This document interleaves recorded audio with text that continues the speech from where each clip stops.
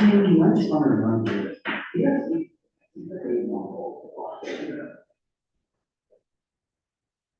All right, see you tomorrow. Have a good fall night for you.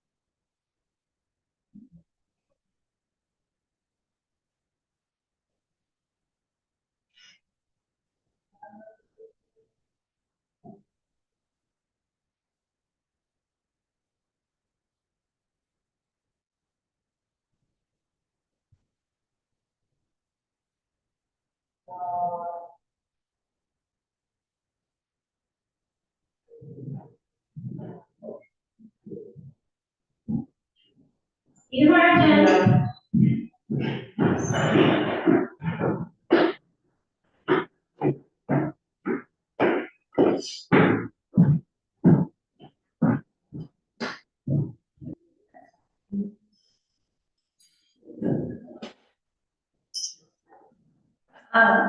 Anything you read said that in the last 2 days?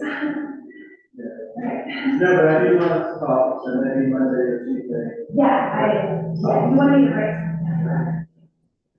No, you can. I appreciate it. Which I know is hard to take full back. You know, I'm never trying to do everything, right? So, Yeah. it's almost a little easier with Jake because I know that I'm like very conscious of the way that makes sense. So, yeah. Sounds good. Well, have a good night. Thank you. No, I'll see you at 6, right? Yeah, but I am going home right now. So, get a Red Bull and some food and let my dog out and come back, so.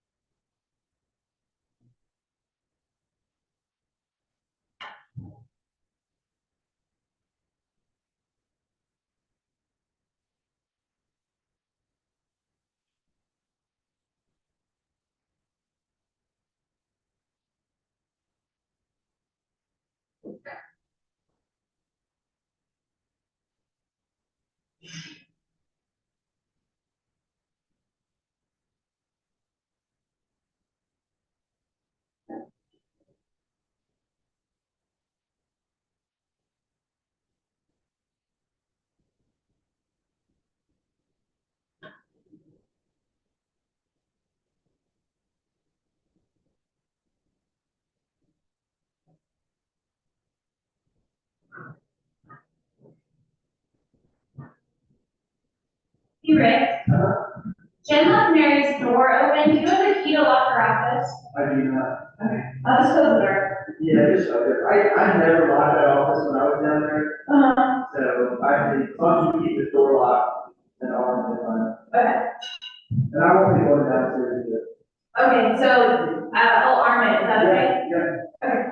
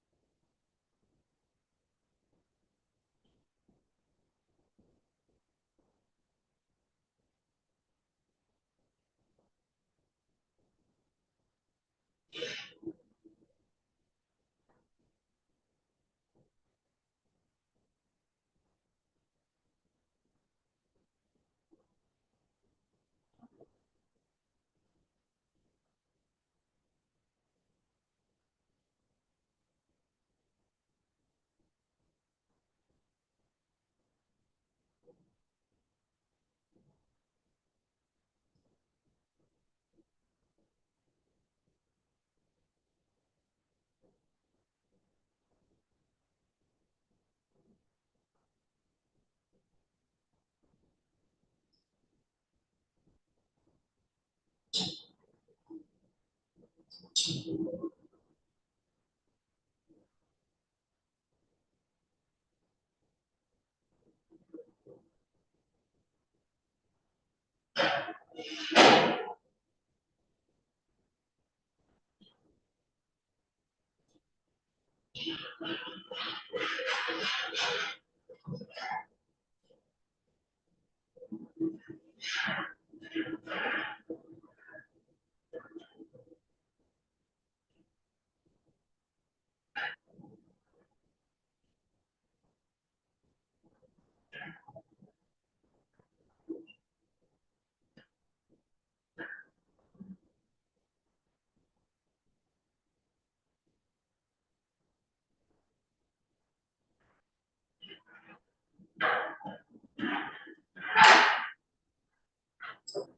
I love that. You know, really well.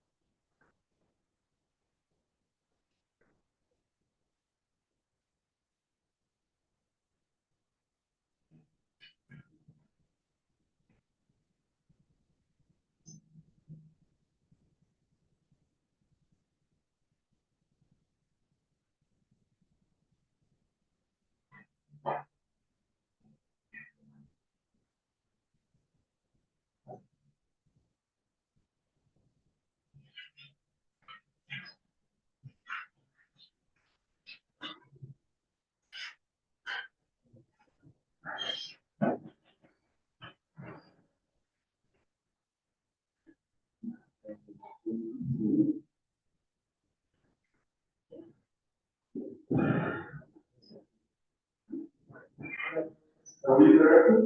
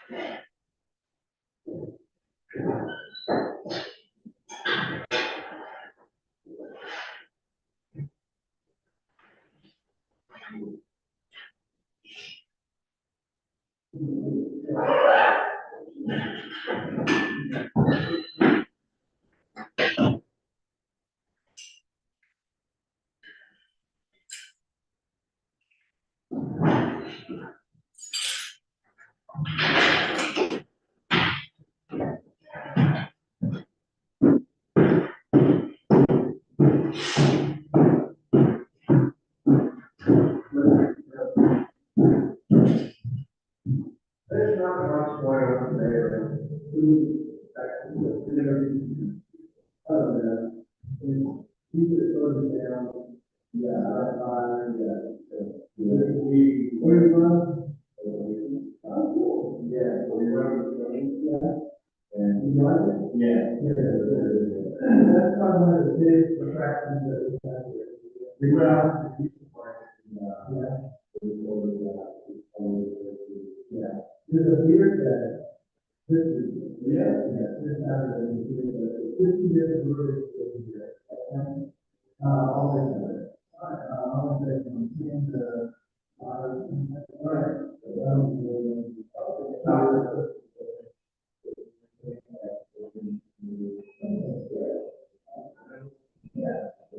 I didn't think so. Yeah, but you're a fire. I'm gonna do, oh, please, I'm also there, and, during the time we're here, I'm talking to you.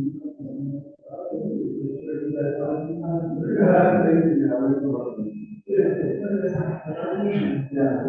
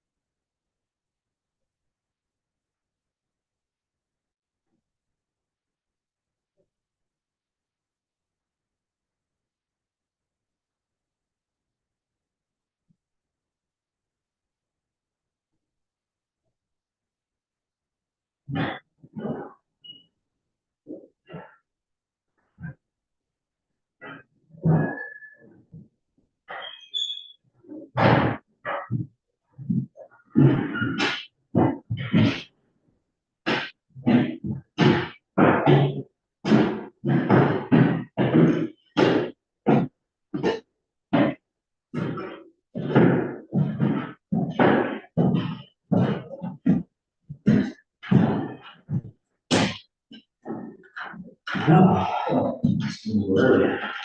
Indeed. I was looking at TV. Yeah. County camera. That's not even the one. There's the top one, and then there's another one similar. Oh, that's that one. But see, if you look at that one, and I look this way, there's something Oh, in there too. That one's even sneakier. Oh, it's this one. that's a speaker. Oh, look, it's a speaker and a camera. Oh, and a camera. It's all the things. Oh, well. That was it. Yeah. Sounds like really. Not too early. Oh, 23 minutes.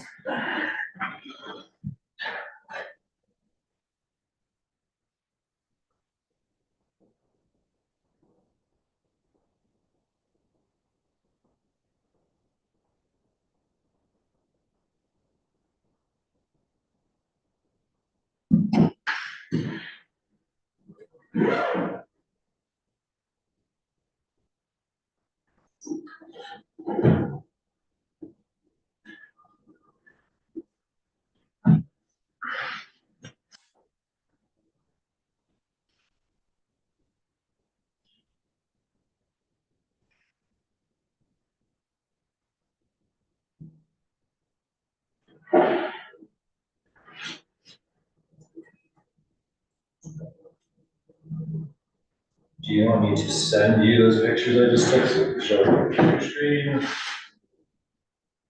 Or I can probably upload them to Builder Trip really quickly.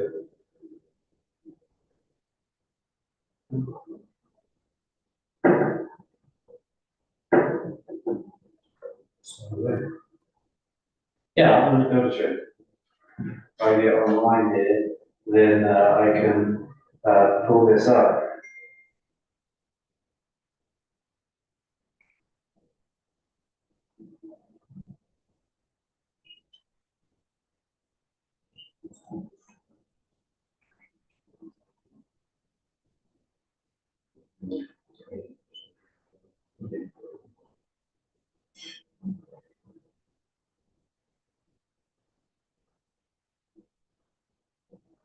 Yeah, add them all to the attached photos. just add the attached photos. Attached photos. Attachments. That would be great. Let's see if I can download this book. Georgetown search for download. Photos.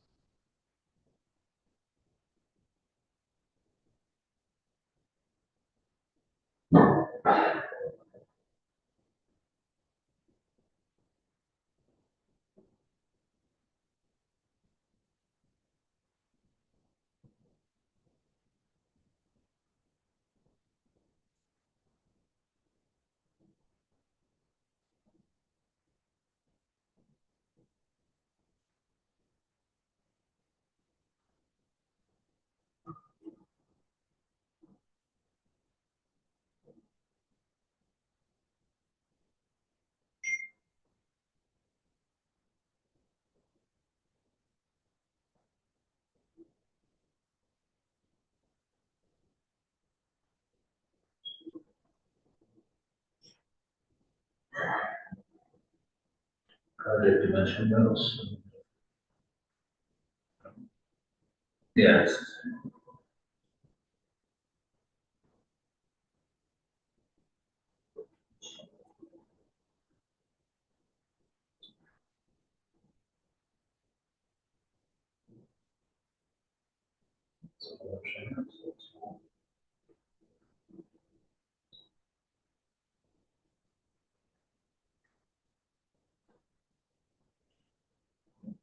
Okay, 16 pictures of them.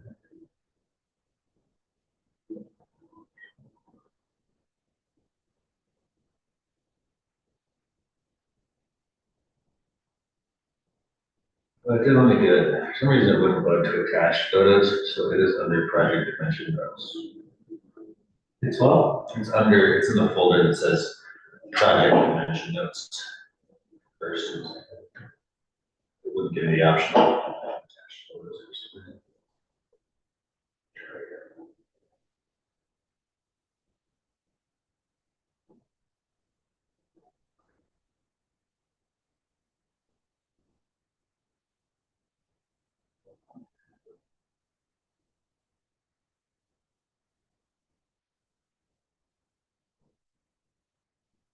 So,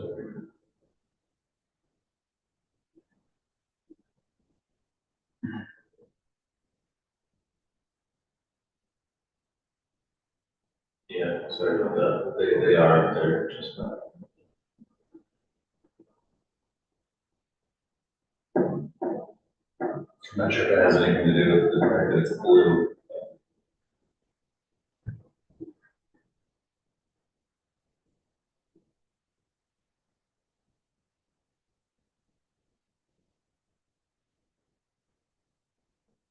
Dimension, I see that right there.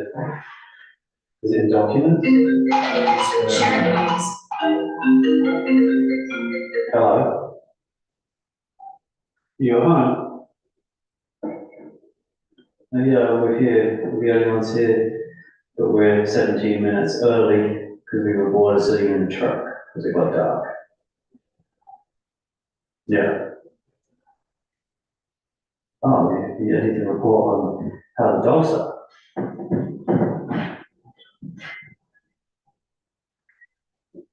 I doubt that they'll have that broke trying to smash the last window. Yeah.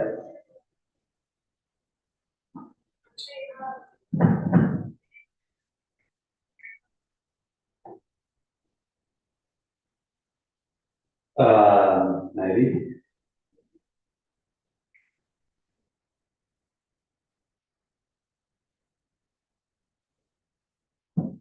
Okay. Okay. I'll think about it. Okay. Yeah, I don't really know what I'm presenting, but anyway, we're here. Me and Jake are both here. Yeah.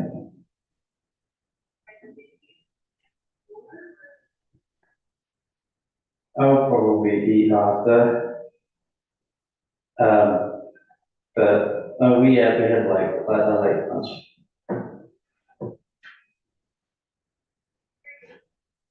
Yeah, so we don't need to worry about it too much.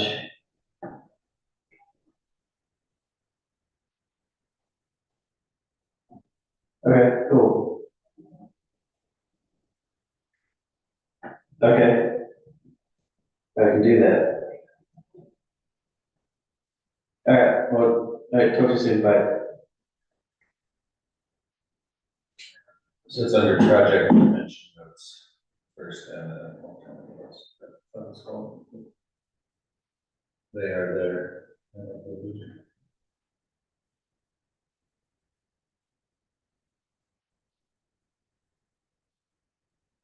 Should be. Yeah, there it goes on the side there.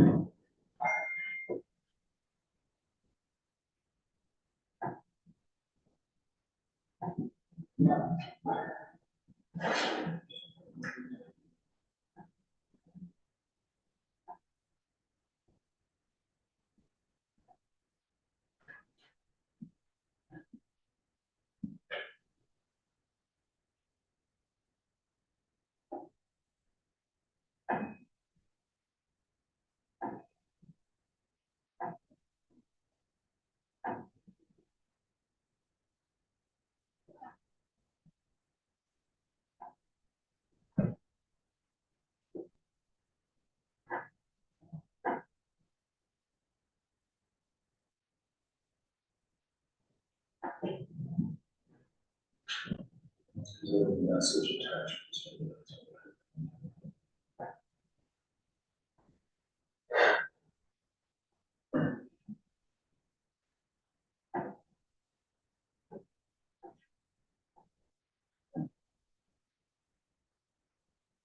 I can download that file. The phone app's funny sometimes. Mm-hmm. Works really well on the computer, sometimes the phone.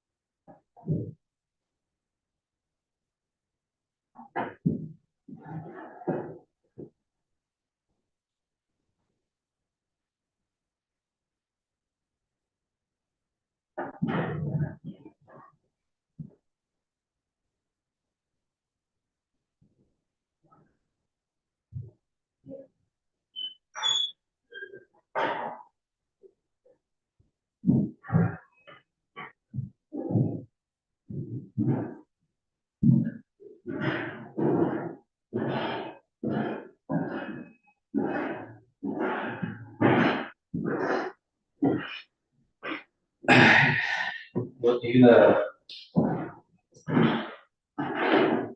You said you were taking Monday, Fridays every week. I guess. Yeah, works out best, but middle of the week, it's not. Mhm. Yeah, I didn't do that. How's it going? How are you? I'm well, thanks. Yourself? Matt. I'm Bob Hamilton. Nice to meet you, Bob. Matt. Jacob Grimm. Nice to meet you, Jacob. Pleasure.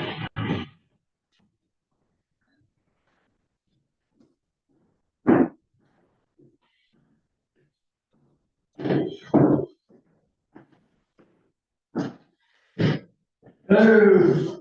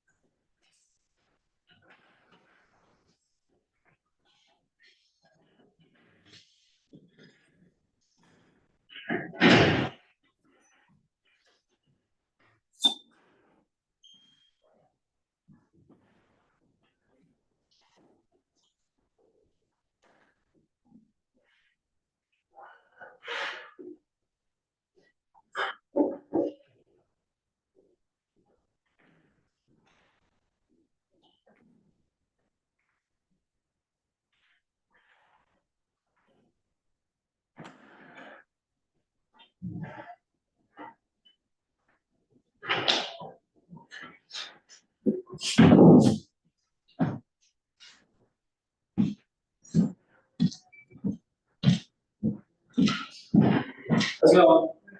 I'm good, thanks. I'm Matt. Matt. I'm Rick. Nice to meet you, Rick. Nice to meet you too. How are you? Jacob Grimm, pleasure. Nice to meet you too. Not sure what I'm saying, so. Ready to talk tonight? Hey, Lou, hey, I figured you know, Lou. Oh, goodness, local celebrity. Darcy usually sits here. Why don't you just pull that other chair?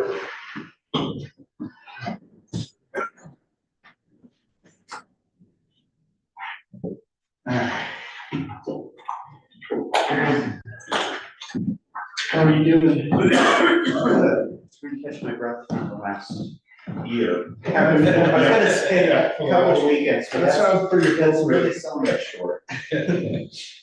Takes months. This year has been big time. This year's kid, really, like never before. Yeah. I can kind of agree, there's been a lot going on in this town, Oh, yeah. some good things and hard things. Yeah. So, It's still really active here.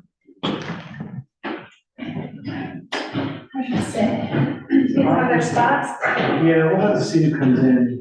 There's a few. You know, with all the work you've done, you should definitely go to places.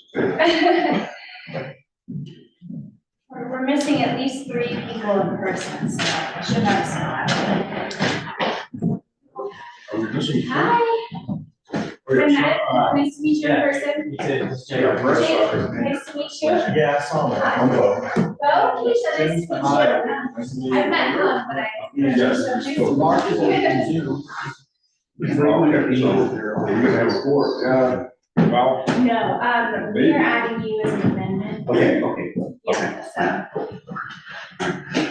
we may not have a board. Cindy should be here. Yeah. I know she's around. We know that Brent He's not and sure. Joan or Joanne? Joan. Joan are not gonna be here. Mark is gonna be on Zoom. Are you doing wayfinding signs? Yeah. So This hopefully one Sean is the will show visitor up. center one. Yeah, I was looking at this one, there's nothing that fits in, that has to be a puzzle piece.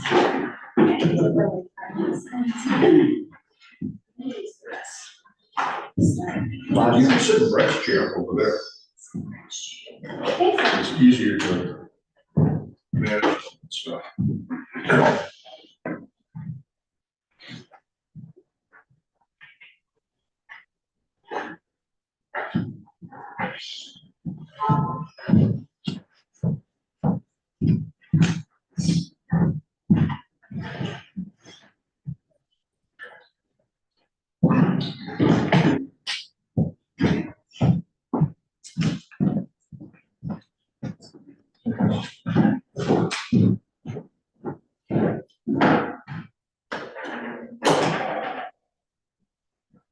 So you made a national news, Kevin.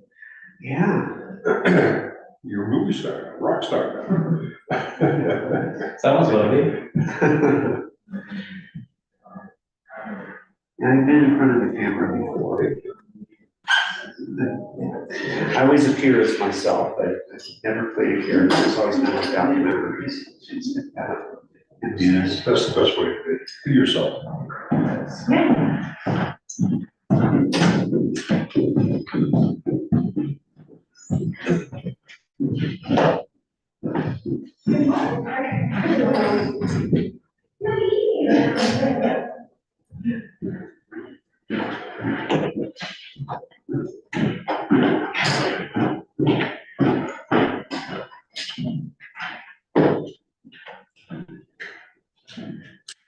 Good, Charlotte's here.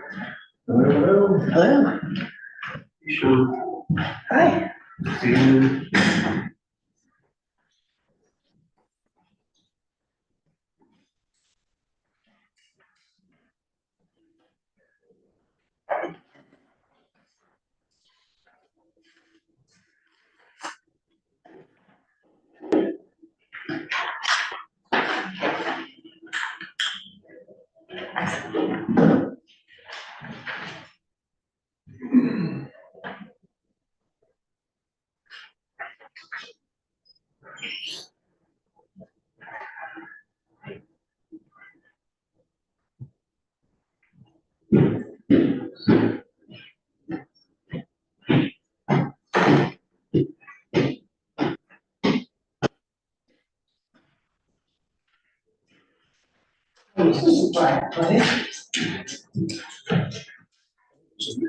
Hi.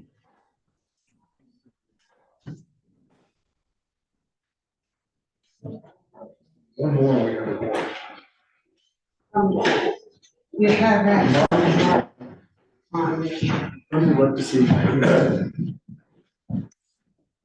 Yeah, is the chairman packet here somewhere? The chairman packet, oh, I'll grab it from downstairs. It's in Joan's box, so. Oh, John's not gonna be here. Right. You want to be the chairman? I would like it, if you would like to be chairman. We'll let Mark be the chair. No, you can't chair. Yeah, chair. No. Cindy can be the chair, but I'm having a hard time Maybe it talking. is Louise, but. Cindy knows how to do it. You guys can do it. But I thought maybe I was trying to pass it off on you.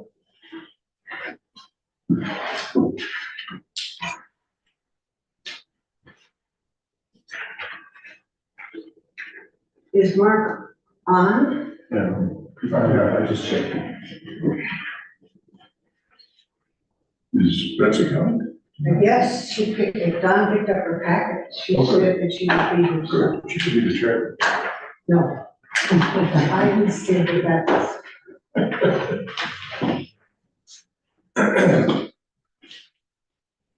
Last one up the stairs.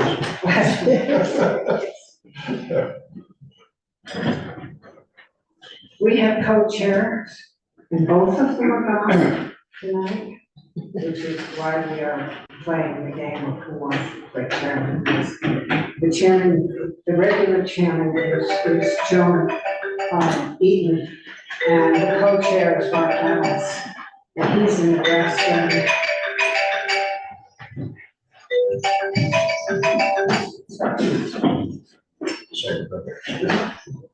And she's in Las Vegas. Oh, so you know. Well, that's fine, nice It's the to holidays, it's the emergency. she's going to the Bellagio. We're glad that there should be a packet that has some materials prepared. Are you talking about the amendments? Or are you talking about this? There are forms that are filled out for each official decision. These are official decisions.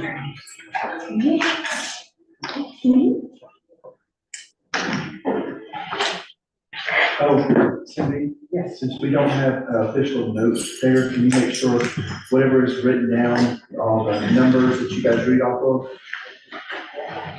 Yes, that's usually what's on the Okay. list anyway. Okay. But I will make sure that it is put on.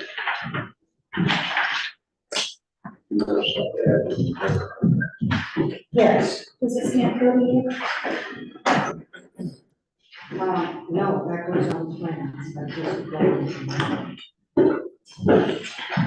It goes on to, what's it? That shows on plans. Plans.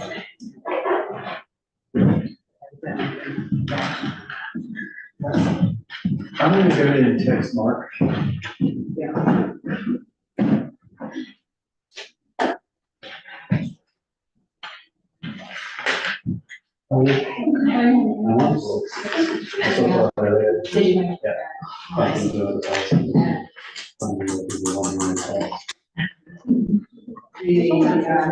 According to You your. met Jacob, right? Yeah. No, I haven't. Also, I brought, some. Okay, because I meet with, I remember you see that meeting tomorrow, and I thought I might check in, generally buttonhole with those guys and said, does anybody have a contact with the Corps of Engineers? Because we can't just, find their number, Yeah. actually call them up. Because we use the gal who helps design their bridges and all of that. She must know. She must know She must somebody, know. and I've worked on and off with Tammy for a couple of years now, and so I feel comfortable asking, her, but I didn't want to do something. No, I haven't really done anything like that. At all. Okay. I understand you guys have. Because I decided that, Brother right now, we have a. yeah, that's been, yeah, Yeah. okay. You should try it. It's related to the, I recommend. Let's try it. Yeah. Yeah. Your observation. Yeah, is he 13? Yeah. 59 is almost 60. Hopefully today will be the first step. I didn't know I saw Yeah, and how is it? that. We're gonna start. Yeah. We don't have to do it. Basically, because we're 13 early, and some Sitting there. Smart. Get the good chance. And he's young, socially, he's young for his age, so. And it's off the wall, totally off the wall, so. You know, we're talking Becky still, right? And then Brent's not coming, Brent's Brent's not not coming. Is anybody? Yeah, well, Betsy said she was. But it's only a couple of minutes, and Betsy is not on top. That's okay. But she was serious.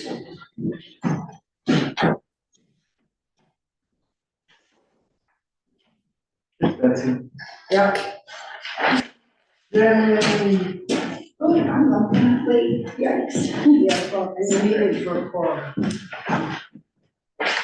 Have we heard anything from Mark? He said he was trying to get on Zoom, so I'm over here just to see if I see him pop up for any reason. Okay, but we do have a full agenda and we have lots of people in the audience waiting. So I would like to, have the December 14th meeting of the Design Review Commission to order. Please note that both co-chairs are not here, so at the moment, my name is Cindy Neely, and I will be acting as the temporary. Okay, roll call, Joan is absent, Sean? Here. Yeah, here, Betsy Blakesley here. Mark is trying to get online, Bob Hamilton. Here. Brent Stanton is absent. We have four, we do have a quorum. Agenda approval, we have additions to the agenda, would you please stay with us until additions are? Yes, so we'll be adding 1793 High Street Road and Bridge garage door for a COA approval. Right, we're adding, where is it, 17 93 High Street. High Street? And the applicant is the town of Georgetown, Yes, Road and Bridge, yes. okay? And it's a garage door. Mm-hmm. And Wayfinding signage for the town of Georgetown Business Promotion Commission. BC, okay, and And an advisory matter on 610 7th Street, the Clear Creek Inn. 610 7th Street. Clear Creek Inn. All right, can I hear a motion to, are there any other changes? I would like to add, just an update on Strauss Park, Okay, under, at the end. yes, at the end, so right before staff updates. Okay, Strauss Park. Add, yes, and add Strauss Park update.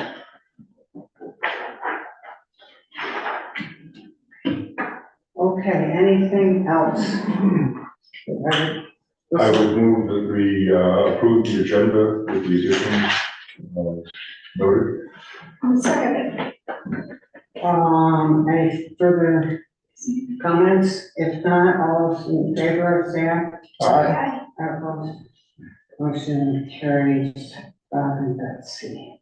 Audience business. Members of the audience will have 5 minutes to present any matter of concern to the commission for an item that is not on the agenda. No official action can be taken on any of those, any items brought up in audience business. But is there anyone here for something that is not on the agenda. Okay. Then we will proceed with the agenda. Typically, we give people a comfortable chair to sit down.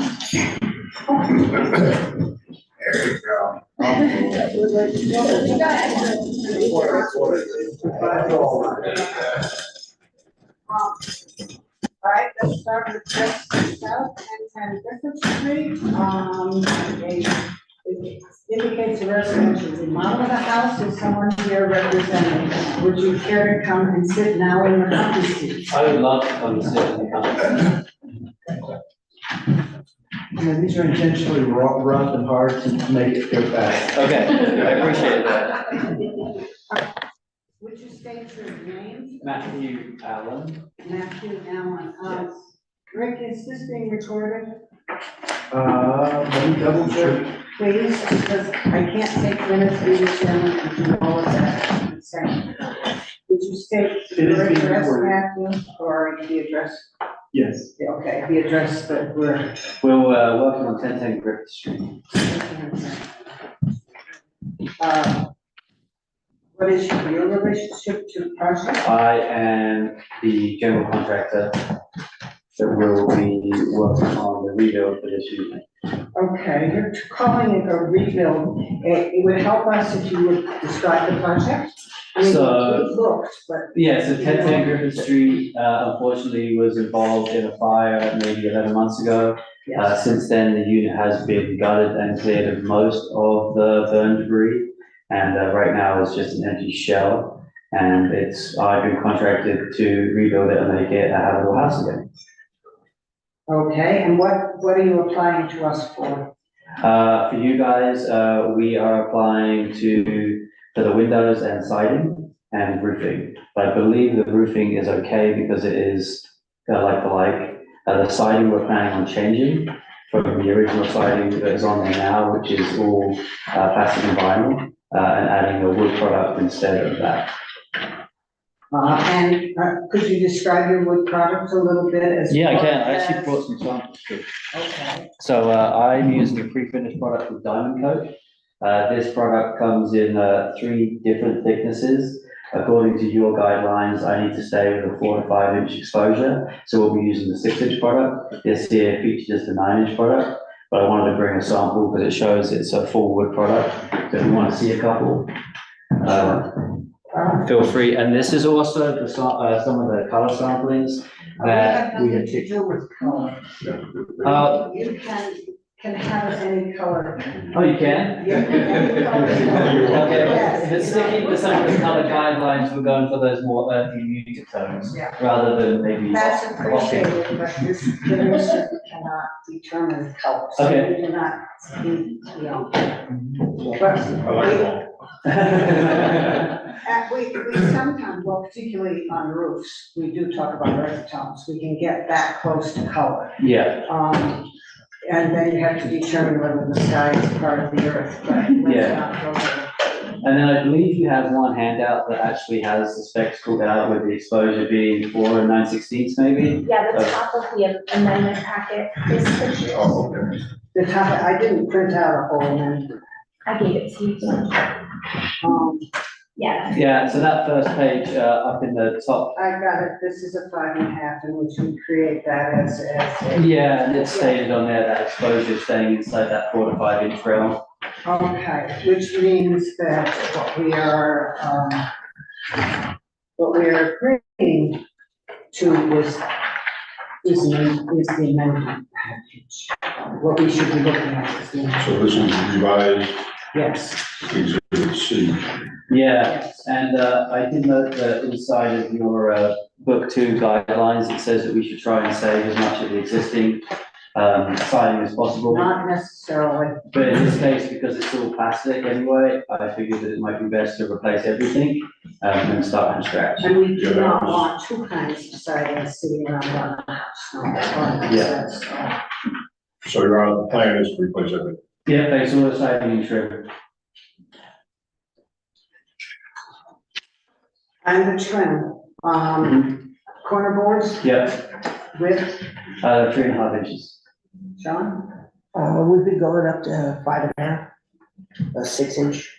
You would Quarter prefer? post. You would prefer a 6-inch? Oh, sure. We prefer a larger. Okay, and then what, I didn't see that stated anywhere in the book too, but I'll make, huh? It is, It we is, Oh, okay, have it we updated. just find that, the 6-inch, 5.5, 6-inch corner board okay. sets the corner off, and then you go with the 3.5. 3.5 for the trim. For the trim around the windows and doors. Okay, yeah, I was planning on 3.5 for the corners, but I'll do 5.5 for Are the you corners. doing 5/4 or? We're gonna do 5/4.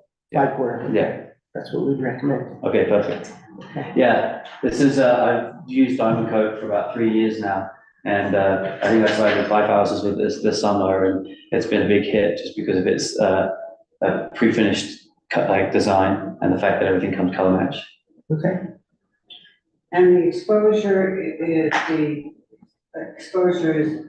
4.5. Yeah, it's about 4 9/16 is what's stated on, the spec Yeah. sheet. Is, well, I'm gonna say 4 to 5, use the, 4 to 5 exposure. And the, I'm hearing 5.5. Yes, which is a 1x6 or That's 6 corner inch. trim, and do we have window trim?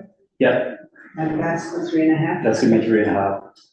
Because the existing windows do not have that level of trim. Only the existing on the front side of the house, and I've got relevant pictures for that, have trim, but I was planning on putting trim around all the windows. Yeah, so the next Because the match. side, Would that be 5/4 as well? That'll be 5.3.5. yeah, but that's the 3.5. Window trim, This is a textured siding, which I know we, in the historic area, on historic structures, we prefer to go with the smooth. Since this is not historic, what's our thoughts on that? I don't know that we have.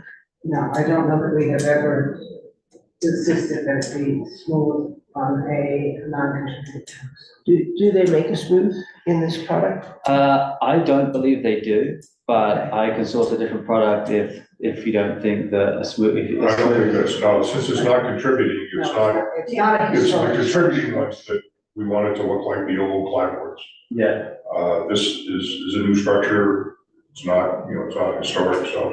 And it I will don't look see a like the problem with old that. clapboards in dimension, yes. but Yeah. it doesn't need to conform to all of it. And the windows, you're just replacing the windows that are there. Are you creating any new openings?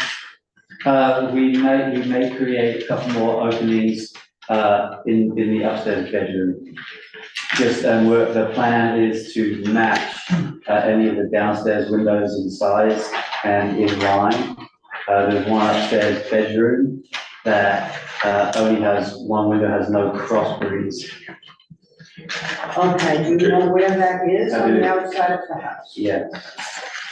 Can you go, I'm assuming. Oh, yeah. show us here which, it would Yeah, be that's outside. this spot right here. And so it's just going to match that empty hole. Would you care to draw Oh, I'd love to. one of those? so this is on the right elevation, I guess? Correct, we probably also Here in the west. south, Would be the South. south side, It's the south side of the house. We were going facing to, garage. correct, match this one. Is that a double hung? Which one? They're gonna be double hung, all the windows in this property will be double hung. Will, it match the window that's there?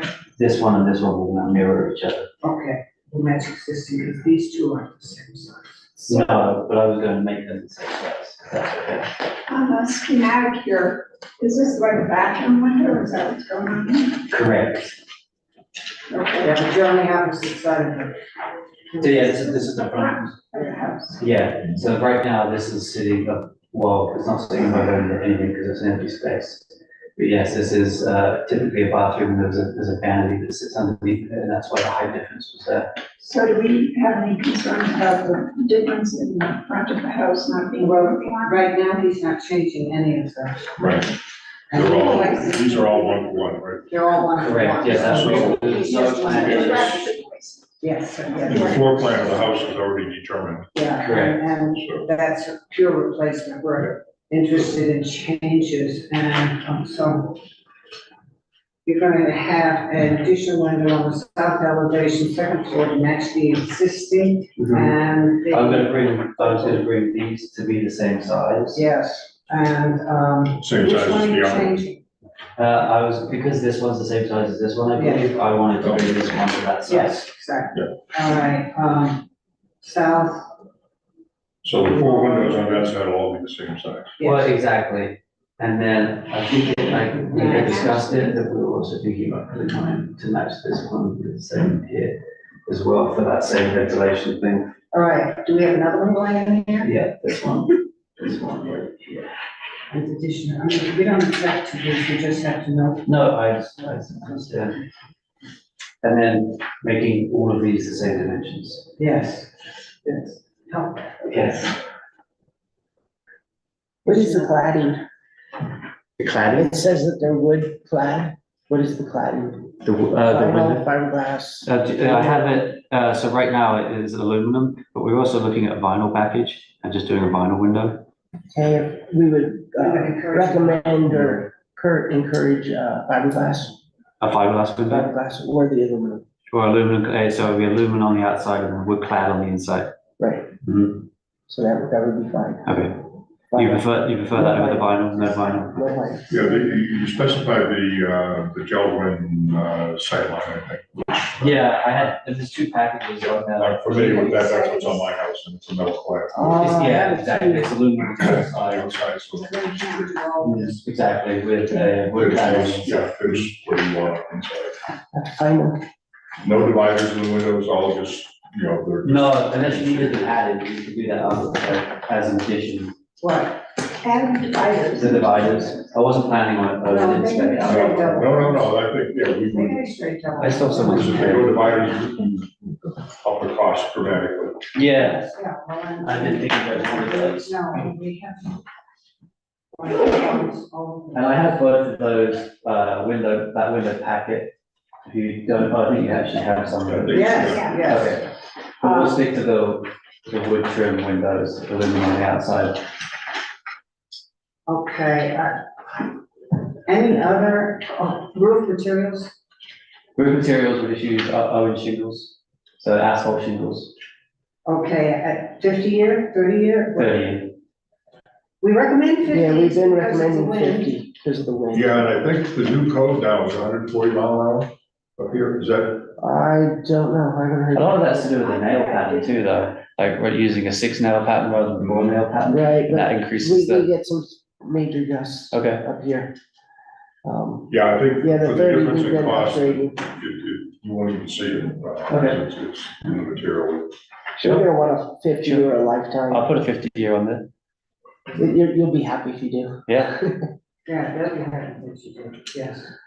And it's a 50-year asphalt. Yeah, And gutters simply need to be painted to. color match the trim, Yeah. Yeah, I'm sure you're going with that brown. yeah. Yes. Okay, we have siding, we have windows, we have gutters, do we have any sightings in? Okay. Let's try, for the roof, chapter 8, section 6, page 82. Book 2.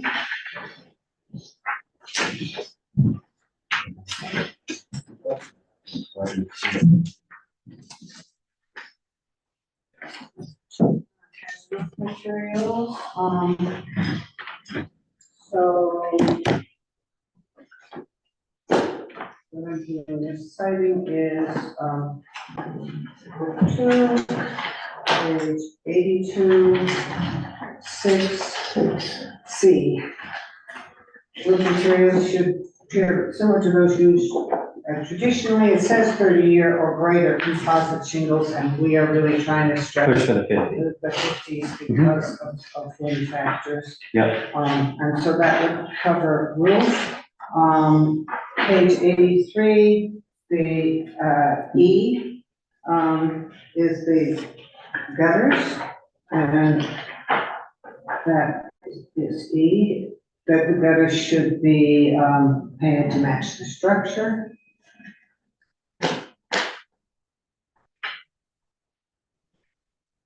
And then we have, windows, which is page 70.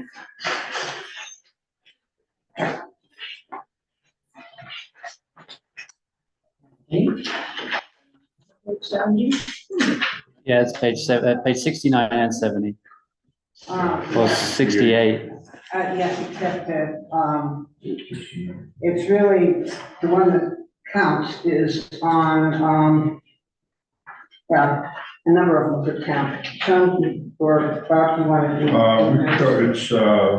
It's chapter 6. Mm-hmm.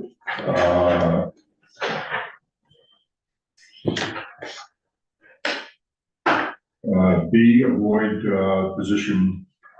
changing positions. Yeah, C, maintain original window and door proportions. Mm-hmm. D, maintain the historic subdivisions of window lights. Yep. Yeah, Then I had J, windows and doors should be finished with trim elements similar to those used traditionally. Okay, I think that's it. thank you, that's windows.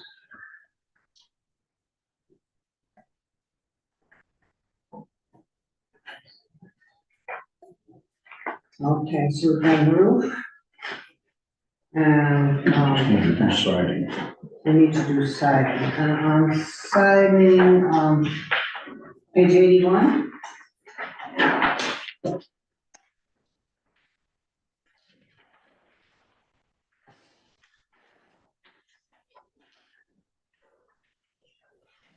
It's just new building materials. I think 76. But we're not doing new building materials, so I think 76 is correct. Thank you. Because I had written down this, because the rock and all, because that's on. Yeah, the exposure's on page 81 under new building materials, yeah. It is, that's really. Yeah, I thought 81 covered it better than Yeah, I thought 76. 81 covered it better than 76 too, but it is true, basically, I think A, protect wood, or not A, B, 1B, protect wood features from deterioration. yeah, except that it's basically replacing the whole thing, and that's why I think go to 81 and say, Because it really is a different material. yeah, and exterior wood finishes should appear similar to those used historically. That is what's doing, he's doing, and then when it says new and synthetic materials, if they appear similar in character and detailing, and if they are similar, they're not the same, but they're similar. And then if this one does have exposure on it, D2 does. So, give me a minute. Yes. D2 and then D4, physical samples of any synthetic materials must be provided. Okay, say them again through this one. D, D, I think you know what D, yes, D. Newer synthetic materials may be considered if they appear similar in character and detailing to traditional building materials. okay, and D2 talks about the typical 4 to 5 inch exposure. I think B, because the wood finishes appear similar to those. And then D4, And that again talks about the 4 or 5 inch exposure.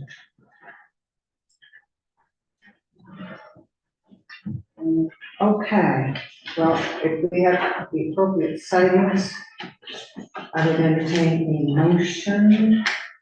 I think we have to pass this application as amended, because, the amendments are what we're actually agreeing to. I move to approve the application as amended. I'll second All right, Sean moved to approve application as amended. And that's seconded. Is there any further discussion? Do you have any further comments? No, thank you. All right, Then, all in favor? Aye. Okay, anybody opposed? We're done. Thank you. What happens here is that this certificate gets made out and signed, but I'm not gonna do it at the moment. No, And it needs to be picked up, down in the stairs, and ask for your application. And with this, you can see. Okay, very good. thank you. Thanks for your time.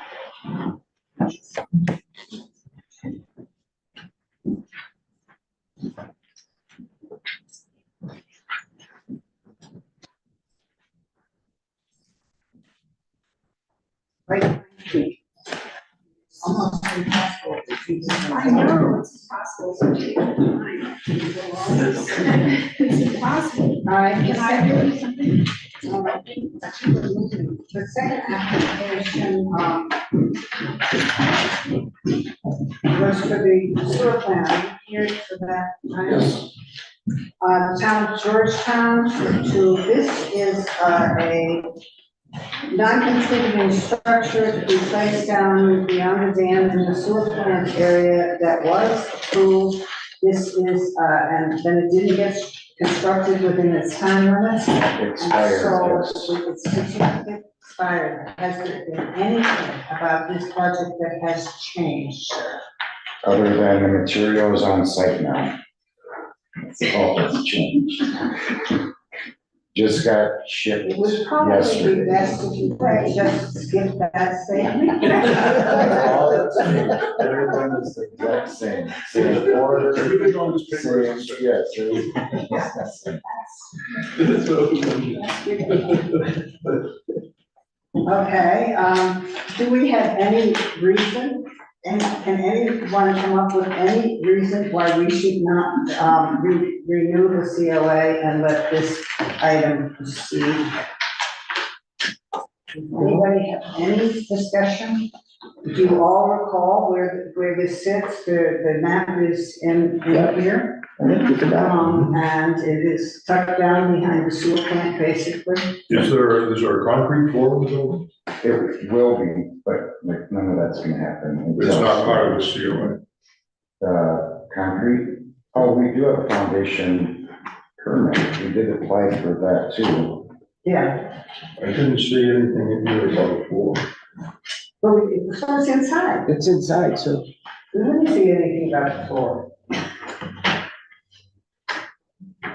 Okay. So you know- I'm thinking, well, I was thinking they would be pouring a concrete slab. Yeah, yes, but Which they will will do be, that but after the building is up. no, you can pour slab, put the building on. But there's I not was gonna looking be, for a foundation of that. I think maybe. there's not gonna be a maybe concrete apron either. No, I So, mean, yeah. we wouldn't necessarily have that, I don't think. It's not, nothing's gonna be exposed out. Nothing's Outside of the building. outside, nothing, yeah, I'm with Sean there. I was looking at it from a construction standpoint. I Yes. didn't see a foundation. Is there one in here? There is it. I have one, Except that we don't get, We we don't don't get your construction plan. I Okay, mean, I'm already- there's an anchor bolt plan. there's, Yeah, yes. but I'm already saying to Kasia that we don't need these, we don't need the structural analysis as the DRC.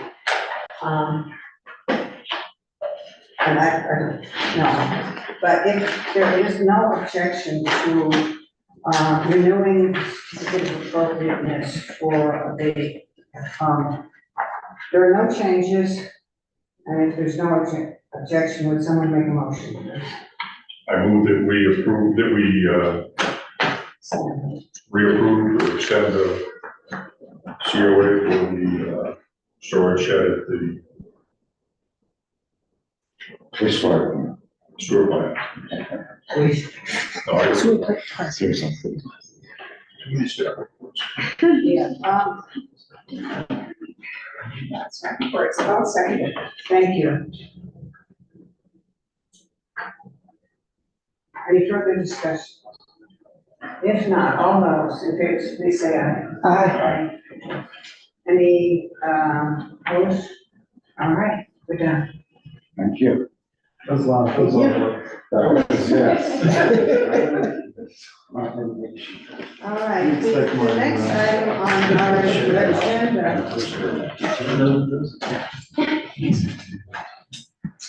The next item on our agenda is, an advisory matter. And the advisory matter on matters that do not get certificates of appropriateness, because that's, what this commission is called upon to do is to, send any advice to the planning commission of how an application that is in front of the planning commission might potentially impact something that's within the province of the design review commission. We're not here to play land use commission, that's not our role. That's not who we are. That said, I suspect there are folks from Serenity for Life who are here, who would like to discuss this.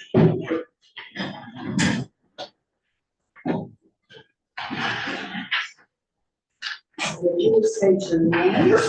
My name is Bo McCassick, and I represent Wellness Property Group, which is the new ownership group at 1414 Argentine Street. Okay, you have to tackle your last name? Sure, MACASOVIC.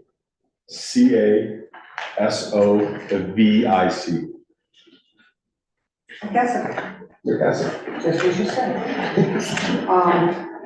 All right, would you explain your project a little bit? And you really don't need to go into tremendous depth about what you do inside the building. Sure. But just how it potentially impacts the neighborhood that surrounds, especially visually. We're hoping not to have too many visual changes on the outside. We're doing a little bit of remodeling on the inside. We are basically converting the building into a medical center for trauma treatment for women specifically. We're probably gonna change the sign out front.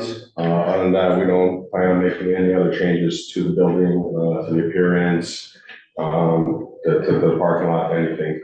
Like I said, most of our changes are gonna be on the inside. Yeah, any changes that you do to the exterior of the building, we'll need to get the details on that. Sure. Like I said, we'll probably be just replacing the signage out front. And as of right now, we don't have many changes, possibly a fence on both sides, but we'll go through that process once we decide to put those up. Right, because if fencing is a requirement for you to have this particular use, then we need to hear about fencing sooner. It's not a requirement. It's basically our preference, just to kind of block off our property a little more. But there is no requirement to have a bigger fence. Okay, all right, because, at some point along the line in this discussion, there was discussion of a fence. Correct, yeah, and kind of late in the season to be digging a fence and all that. So we're probably gonna delay that till sometime next year. Like I said, for us, that's not a requirement to open up. Something we'd like to have in the long term, but So we'll just come back to. we'll come back, we'll tackle that. We had a discussion on the fence a while back. Yes, we Yeah. did. It was like a 6 or 8 It foot. was an 8 It was foot. an 8 It was an 8-foot And fence. it was running right out to the street. Correct, and we were just having trouble finding somebody to come out and do the surveys and somebody to schedule actually putting the fence in. And then as the ground started freezing, we just decided we're going to wait till. Please don't have someone come to put the fence in before we have discussed it. 100%, we understand the process. Because you will need a COA for to add fence. Understood. And you also will need a COA to do any exterior changes. I mean, even if you decide to eliminate this window here, that window there, or change your front door, change your, porch share, or, which, Understood. have out there, any of those changes will have. Understood. Like I said, at the moment, we don't have any plans for it. It's possible, we might want to put an open carport in the parking lot, just to give some coverage to the vehicles we have. But like I said, that's all future planning, and we obviously bring in the point of view before doing anything. All right, because this is any exterior change. Understood. But as it stands now, we need to go through our general criteria list on, does the proposed change have any, the effect of the proposed change on the general or architectural character of the structure or the area? Well, right now, there is no proposed change on the architecture. So that is, sort of an NA at this moment. The architectural style, arrangement, texture, and materials used on the existing or proposed structures and their relation to other structures in the area. I would say that the typical Swiss style, actually does represent a period of time in this town. It's not our historic period, but we do have a couple of structures, and this commission has discussed the fact that our landmark district time may say that, well, we either end in 1893 or 1907, but that our life didn't stop then. So that there are some structures, notable structures that represent other trends in the last 110 years, and more than that, 16 years. But the architecture of your building happens to be one of those. So please be aware of that. There are about 2 or 3, post World War II, when Dale got started, there was a real emphasis, we were gonna make all of our little towns into Swiss villages. So, well, it's true, and we have about 2 or 3 places that we can point to and say, you see, we went through that period also.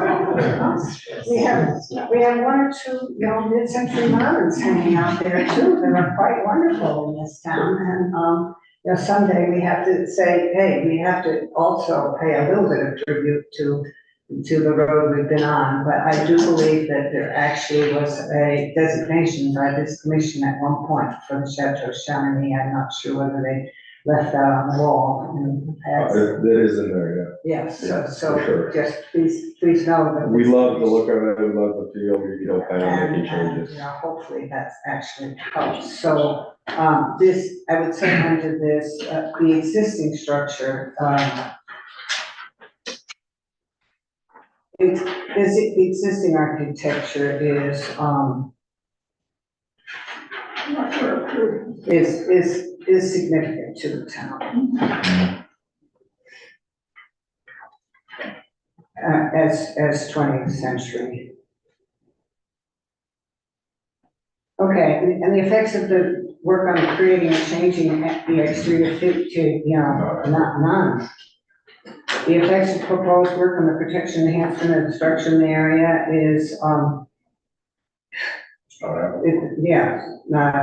the use to which the destruction area will be put does not change anything about the visual aspects of it, no visible changes. The condition of existing improvements or whether they're hazard, the existing is safe. The compliance with all applicable design guidelines, you're not essentially doing that. So overall recommendation to the planning commission, we can either recommend that it enhances, or that it has really no impact, or that it has a negative impact. So it has no impact. Yes, I agree. Yeah. Okay. Propose use change has no visual impact on structure or area.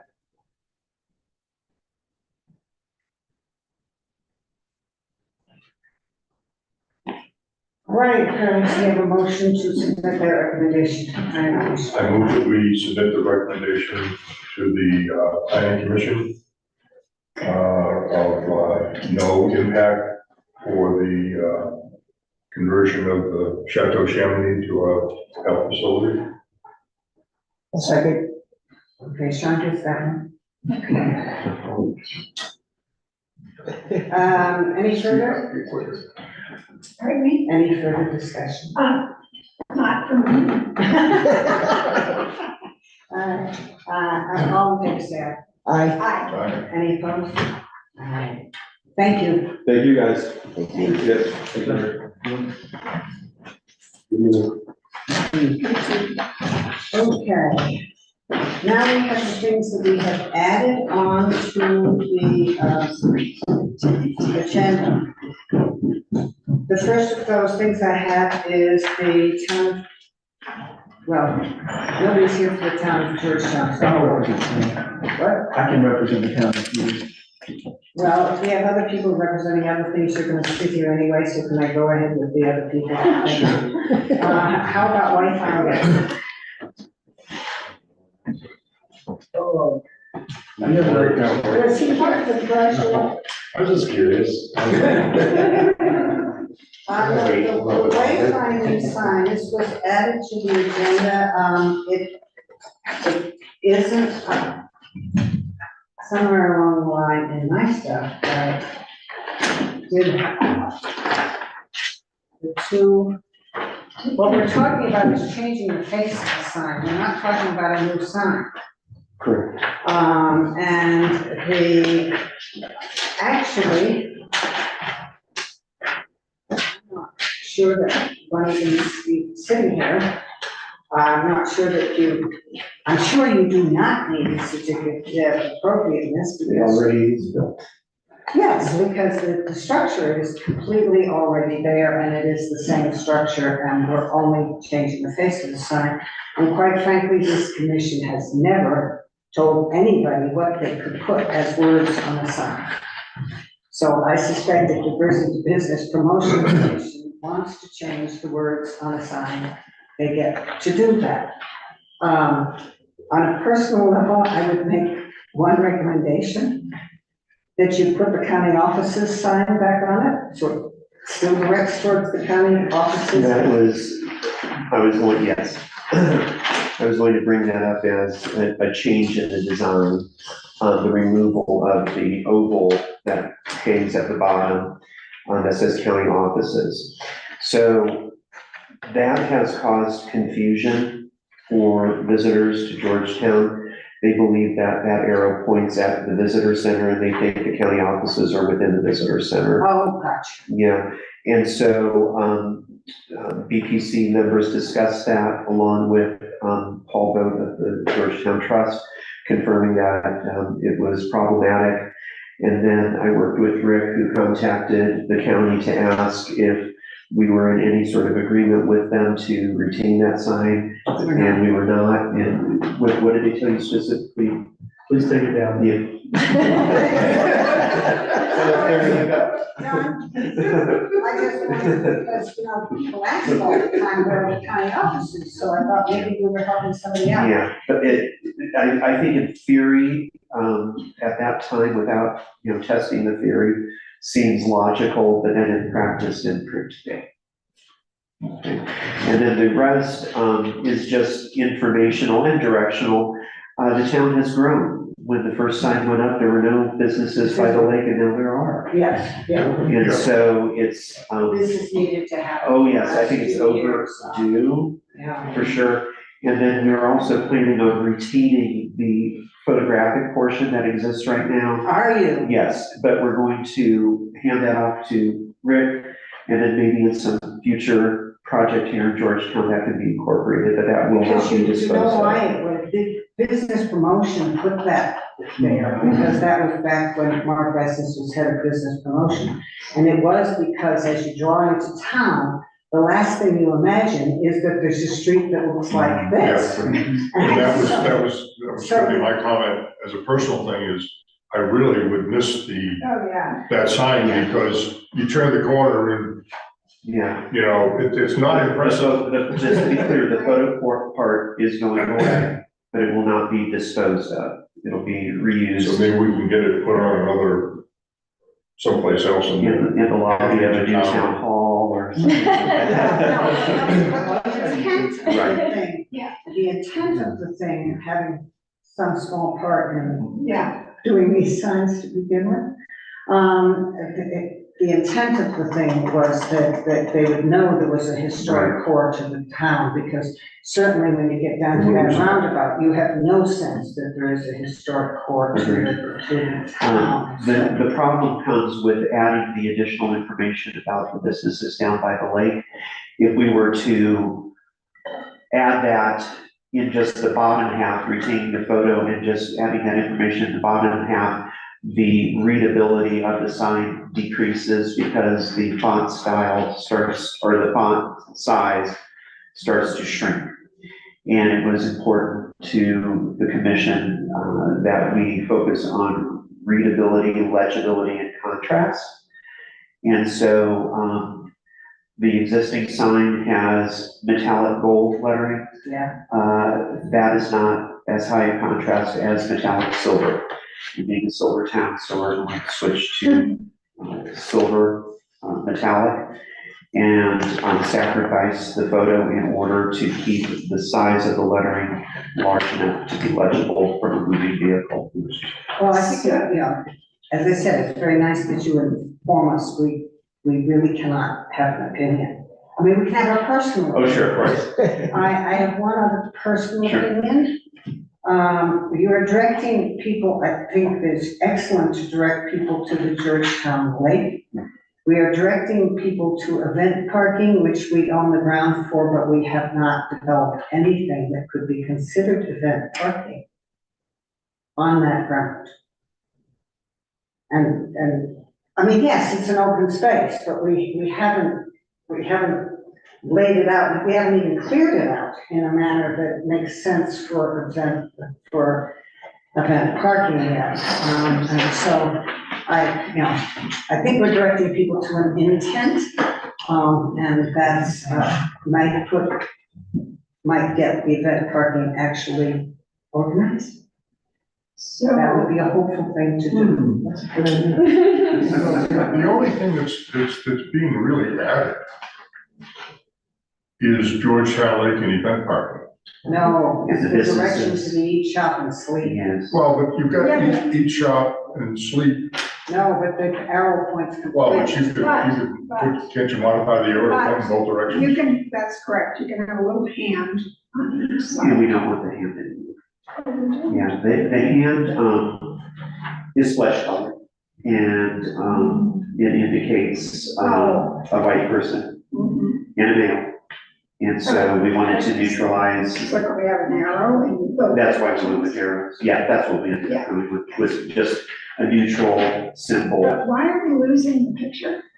If we don't use that square footage, the new messaging pointing towards event parking, the lake, and businesses by the lake, all of that would have to be compressed into the bottom half of the sign, and all the lettering starts to get smaller and smaller and smaller. So if you look, if you look right here, this is what it looks like, this is what they're wanting it to look like. I know, but let me tell you, you're driving to this town and you're driving around that little circle.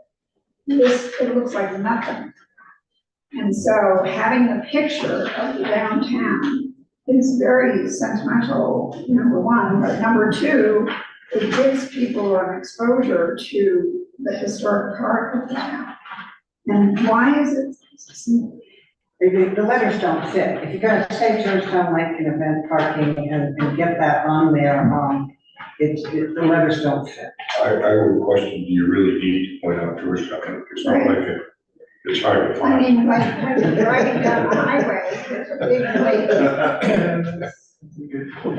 I mean, it jumps right out at you. Let me see this. Yeah, any additional, changes will be, or redesign, amounting to about $750 for each revision. We got 2 revisions so far to get to this, the initial, and then the changes that the commission wanted. Yeah, and actually, this isn't our deal. Right. Yeah, I know it's not. because I happen to agree with But you. we, good for you. I mean, I have to absolutely agree with you. This is Yeah, much better looking than that one. I mean, it's magic to see that picture when you drive in. Yeah, I mean, it's just personal opinion. Yeah, I think I think we're going backwards instead of forward, I agree. but that's personal opinion. that's mine too, but that said, I'm very pleased that this is going back to, these signs were put in, all I can tell you was the Bush administration, because it was a grant that came out of the most recent, W, what? W, Yeah, George W. Bush. and because it was a grant that came out of the federal government, program at that time, and so these are very good signs. Yes, they are very good. Part of, Is Roger still at House of Signs? Paul Lucas. But it is House of Signs. It is House of over in Signs, yes. Frisco, Yeah, they're because- great. Yeah. And, Well, but leading Roger up to where we are today necessitated an inventory of signage in town. And so we now have that in our possession, the town's possession of directional, informational, conforming and non-conforming signs. Do you?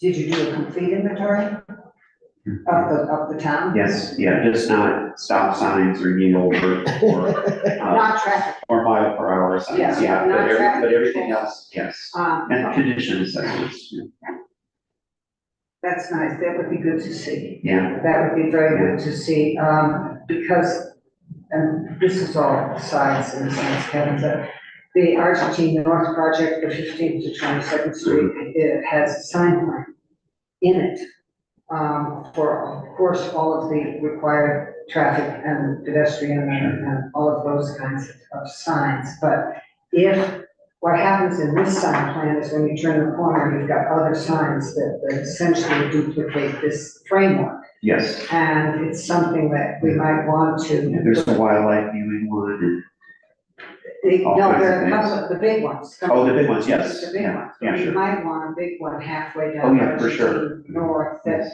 is also a part of this overall kind of. And yeah, we have picnic area and. Sure, also. Move the picture into a sign that focuses downtown more, down Argentine Street toward Fire. Yeah, well, that's what I wondered. Yeah, that's why we're going to retain it, we don't have a use for it, but it has value, and so it's not going to be disposed of. I'll get it into Rick's possession, and You then, could list like Camel House and, hotel. Yeah. On it and stuff like that, as, historic, historic downtown, make it a more, Right, because we have one of the smaller ones at 11th Street, we have a smaller one at Loop Drive, and we have a smaller one at 6th Street, and we have a mess at 7th Street. But we do have a mess at 7th Street, the directions are not good. But we have those, and so there might be a way to, put something right past the, visitor center. but yeah. Get down in the Right direction. past the- But there's gonna be a whole lot of people who are gonna not see this picture. In other words, if there's no picture on the sign of the location it's in, I'll never see it. Have you thought about going down? Like extending, since this sign's going away, county offices, extending it down a little bit and keep. our intent was not to alter the dimensions of this, but just to update the information. And to stick with the aesthetics that were predetermined by the set of signs, the monument signs around town. And so, we could look into that, but again, it would be an additional revision. Right. And the Columbines changed. Yes, I also contacted, the Byways Commission to make sure that the Columbine was the correct logo, yes. And, there was a member of my commission that did not like that it said Winella Pass. you'll see now it says Winella Pass Byway. The observation or, feeling was that it seemed to be directing business to Winella Pass Brewery. Oh, for Oh, goodness sakes. okay, well, And yeah. so we had, although we could have retained what was there because it's correct, there was some pushback on that, so it is more correct that it says byway now. Okay. And so we took the opportunity to make sure the logo was what the byway commission I makes was. sense don't think because we should it- worry it's- that much about his business, he's got good business, but, you know, So those are the sort of the things that all kind of it is a point. came together. Yeah. Rick was present, he knows what I'm talking about. I think we should just put a beer mug over here.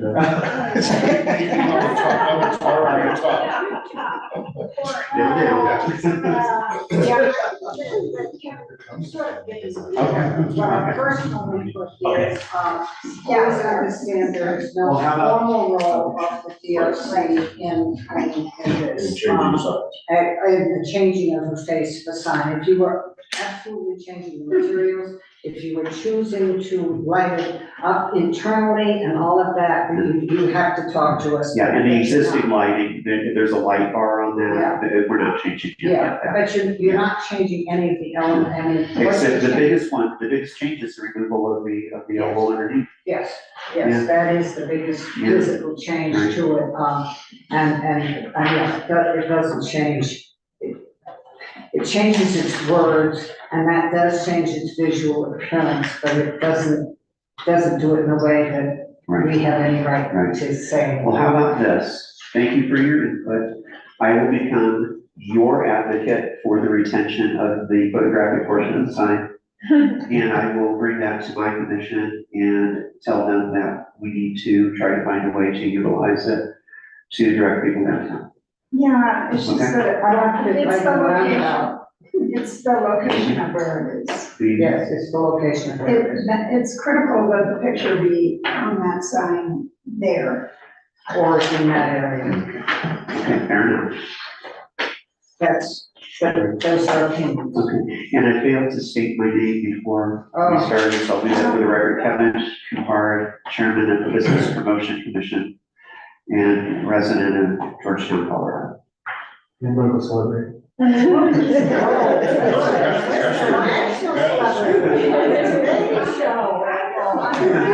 All right. Thank you for your You input. did very well on the Today Show. Thank you. Great, you did did a great job. Thank you. It was good. I will say it was a little nerve wracking. Oh, it was fun. It was well worth it. Thank you, Kevin. Thank you, everybody. And Greg, thanks for all your help. I appreciate that. Have a good day. Yes, thank you for saying that, Paul. Yes, gentlemen, what are you here for? I'm listening in for the discussion on the waste posting. Oh, okay, I'm listening to you. listening to him. Okay. Ryan? I wanted just the garage door at the Woodbridge. Oh, okay, so let's do the garage door I at was just curious on Road that Bridge. one. The garage door at Roden Bridge. Roden Bridge is out at 1793 High Street. High Street happens to be the street on the west side of the highway, the dirt road that goes along up there. This garage is in the Roden Bridge yard. It is an addition essentially to the structure that has been there. We approved the addition we approved the garage structure for it, and so now they're asking for a door. I would ask that, Road Bridge items figure out how to get on the agenda appropriately. And that we're gonna lose our sense of humor about the town. I realize the town doesn't have to follow its own ordinances. That seems to me unseemly for a town to decide not to follow its own ordinances. Please see pictures So there's method in their madness. Oh, I get that, there's no problem with the garage door. It's like many other garage doors in town, there's a problem in showing up at the last minute and figuring I you understand. don't have to. I get it. I told them to. Because next time we're gonna say, how about you wait until they're really on the agenda? Have you all seen the picture of the garage door? Yeah. Yeah. And have you seen pictures of similar kinds of garage doors around town? Because these are exhibits of similar types of garage doors around town. Most notable one is on the probably 12 Hasbury, that turn garage door into a see-through garage door. Quite honestly. No one's ever gonna see this No one's door. ever gonna see this door. That's a good point. Do we have any form of sighting on, the garage door? Any type of siding? Sighting. Is it even in a? So, if I may, Yes. book 3, section 2, chapter, and I think actually it's 11, I miscited that.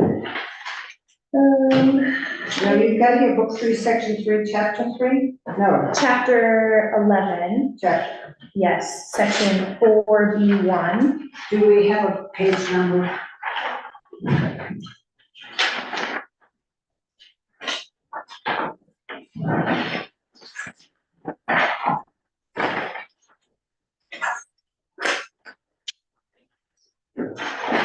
Let's do section 2, chapter 4, building and roof form.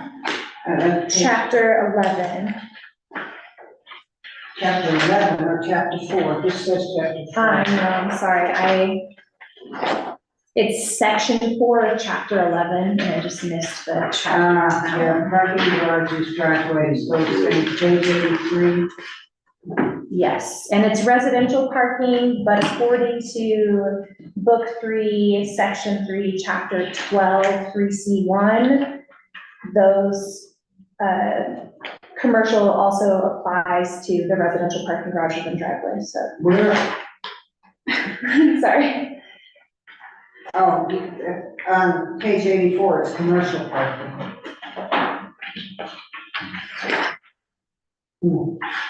But it doesn't go to garage doors. No, I don't think there's any of this really applicable, is it? This is going to. Well, we could use page 83, we could use that section 4, we could use the one that says that, So a page, garage door should not dominate a street scene. This is an invisible garage door. It doesn't face the street either. No, it doesn't face the street either, so if we need sightings, where are we? Page 83. take your time. Page 83, this is for this one. No, that's for this one, page 83. And it's section 4, chapter 11. C4. F, yeah, chapter 11. 1 and 2. And you're saying it's C and C4?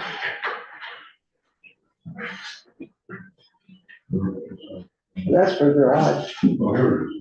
It's B, B1. it's B1. Yeah, B1, Oh, it's just B.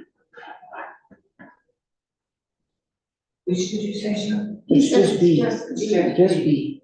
Just B, not B1. B1 is about a garage. Yes, okay. All right, You could also cite page 93. that's doors and windows not open.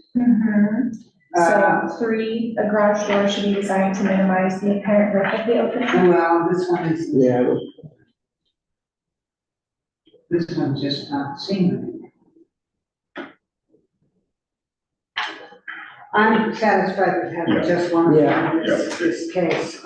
Could I have a Bruce would motion? look at it. I'll make a motion to approve the siding stated. I'll second it. Are there any further comments? Not, all in favor, say aye. Aye.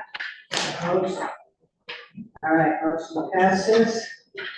And now we are to, the advisory matter. Well, could you do a quick start about the advisory matter on the, give me just a minute. Time Yes. where I am. Tracy. Thank you for doing this. This is going to be.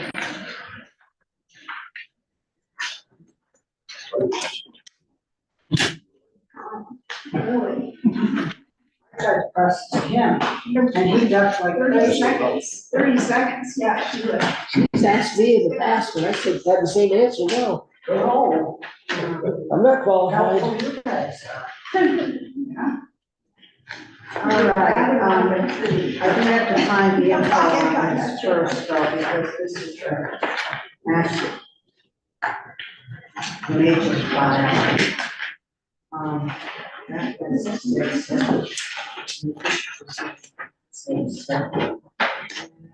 you know, I have this one separated out. This thing is Georgetown. Yeah. That thing, Yeah, I can look at that, fine, doing this. No, I got it. All right,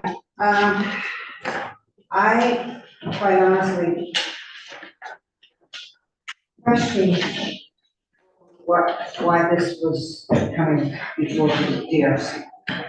And I was told that what the Board of Selectmen, who actually are the decision-making body on uses, after a reference to planning commission, was seeking the advice from all commissions about the request. I'm not quite sure I got this straight, okay? So let me see if I got this straight. We're here to help.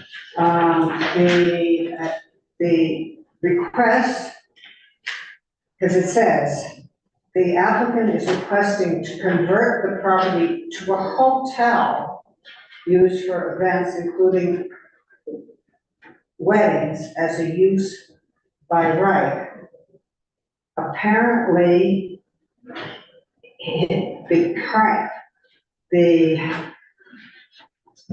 apparently the Georgetown, what's my official name of this town? Land use code? No, the site, it's the Clear Creek Inn. the Clear Creek Inn. Apparently, the Clear Creek Inn right now is operated under a use, Special use. a special use as a bed and breakfast.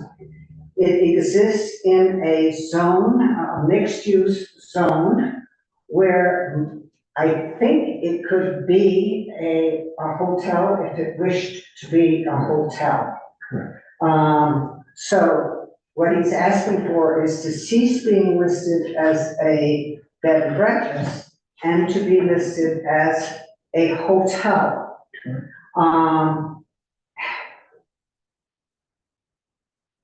And we are being asked, whether in our list of criteria for an advisory matter, whether that difference in listing has any meaning to us, has any impact on our considerations.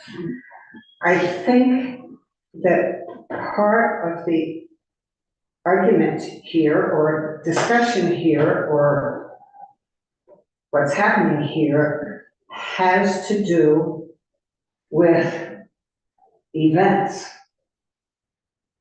And there's obviously a huge difference between public events and private events.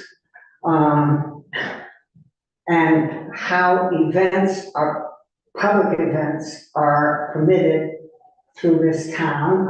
I was never aware that you needed a permit for a private event, though you do need a permit for noise, if you're going to create noise on a private event. But I was never aware that you needed a permit for a private event. So I would think that included, for instance, if Kevin wants to have a private event in the Hotel de Paris, he does not need to get a permit from the town to have that event. Is that correct? That's for inside. But if it's outside, You mean he cannot have an event on his patio in back? Does that mean I cannot have an event on my patio? Could you? so I guess that you have to clarify what your event means. If it's like for 10 people, then If no. I wanna have a But if you're big gonna party bring- at my house for 100 people, can I Yes. do that? No, you would have to get a temporary use permit. Where is it stated? That if there's 100, I mean, I, has that stated someplace? I mean, if you got a big piece of property, you know, I have a fair sized piece of property. I, back in '89, celebrated, the bicentennial of the French independence with a rather large gathering. We didn't have a band. And we had fireworks. I mean, I think that the real question, you see, Yeah. is that kind of a question. And that doesn't belong to this commission. We are not. We understand. We're No, not in charge. We're of not the asking for ambiance. your land use stuff. It's just, Does it make a difference to us whether that particular structure is a B and B or whether it's a hotel? no, the reason why, I mean, honestly, the reason why this is here is 17-16-040 says that if this is an interpretation question, and the question that they're here is because of two potential uses to allow them to do events inside their building. And that is 17-16-42 B5 or B8. And those two categories that they're looking at do not give definitions. And so it's up to an interpretation question. And 17-16-40 says it has to come before you, this board, and the planning commission for comment to help them with an interpretation question. We're in the from a business. DRC, we would have no horses race. Yeah. we- I know, this is We why, do have but the no horse formality race. is- We are interested in the structure. Our last criteria says the use under which a structure is put. And that does have some significance in the historic preservation of a site. If you started to use houses in the residential area to become restaurants, for example, that would have a kind, that use might potentially have historic impact. The Clear Creek Inn sits in an area that once had 13 hotels. I'm sure they had events. right? You know, it sits in an area that was historically a very active area for, you know, we had more people in town in those years too, but, you know, people stayed and they had events.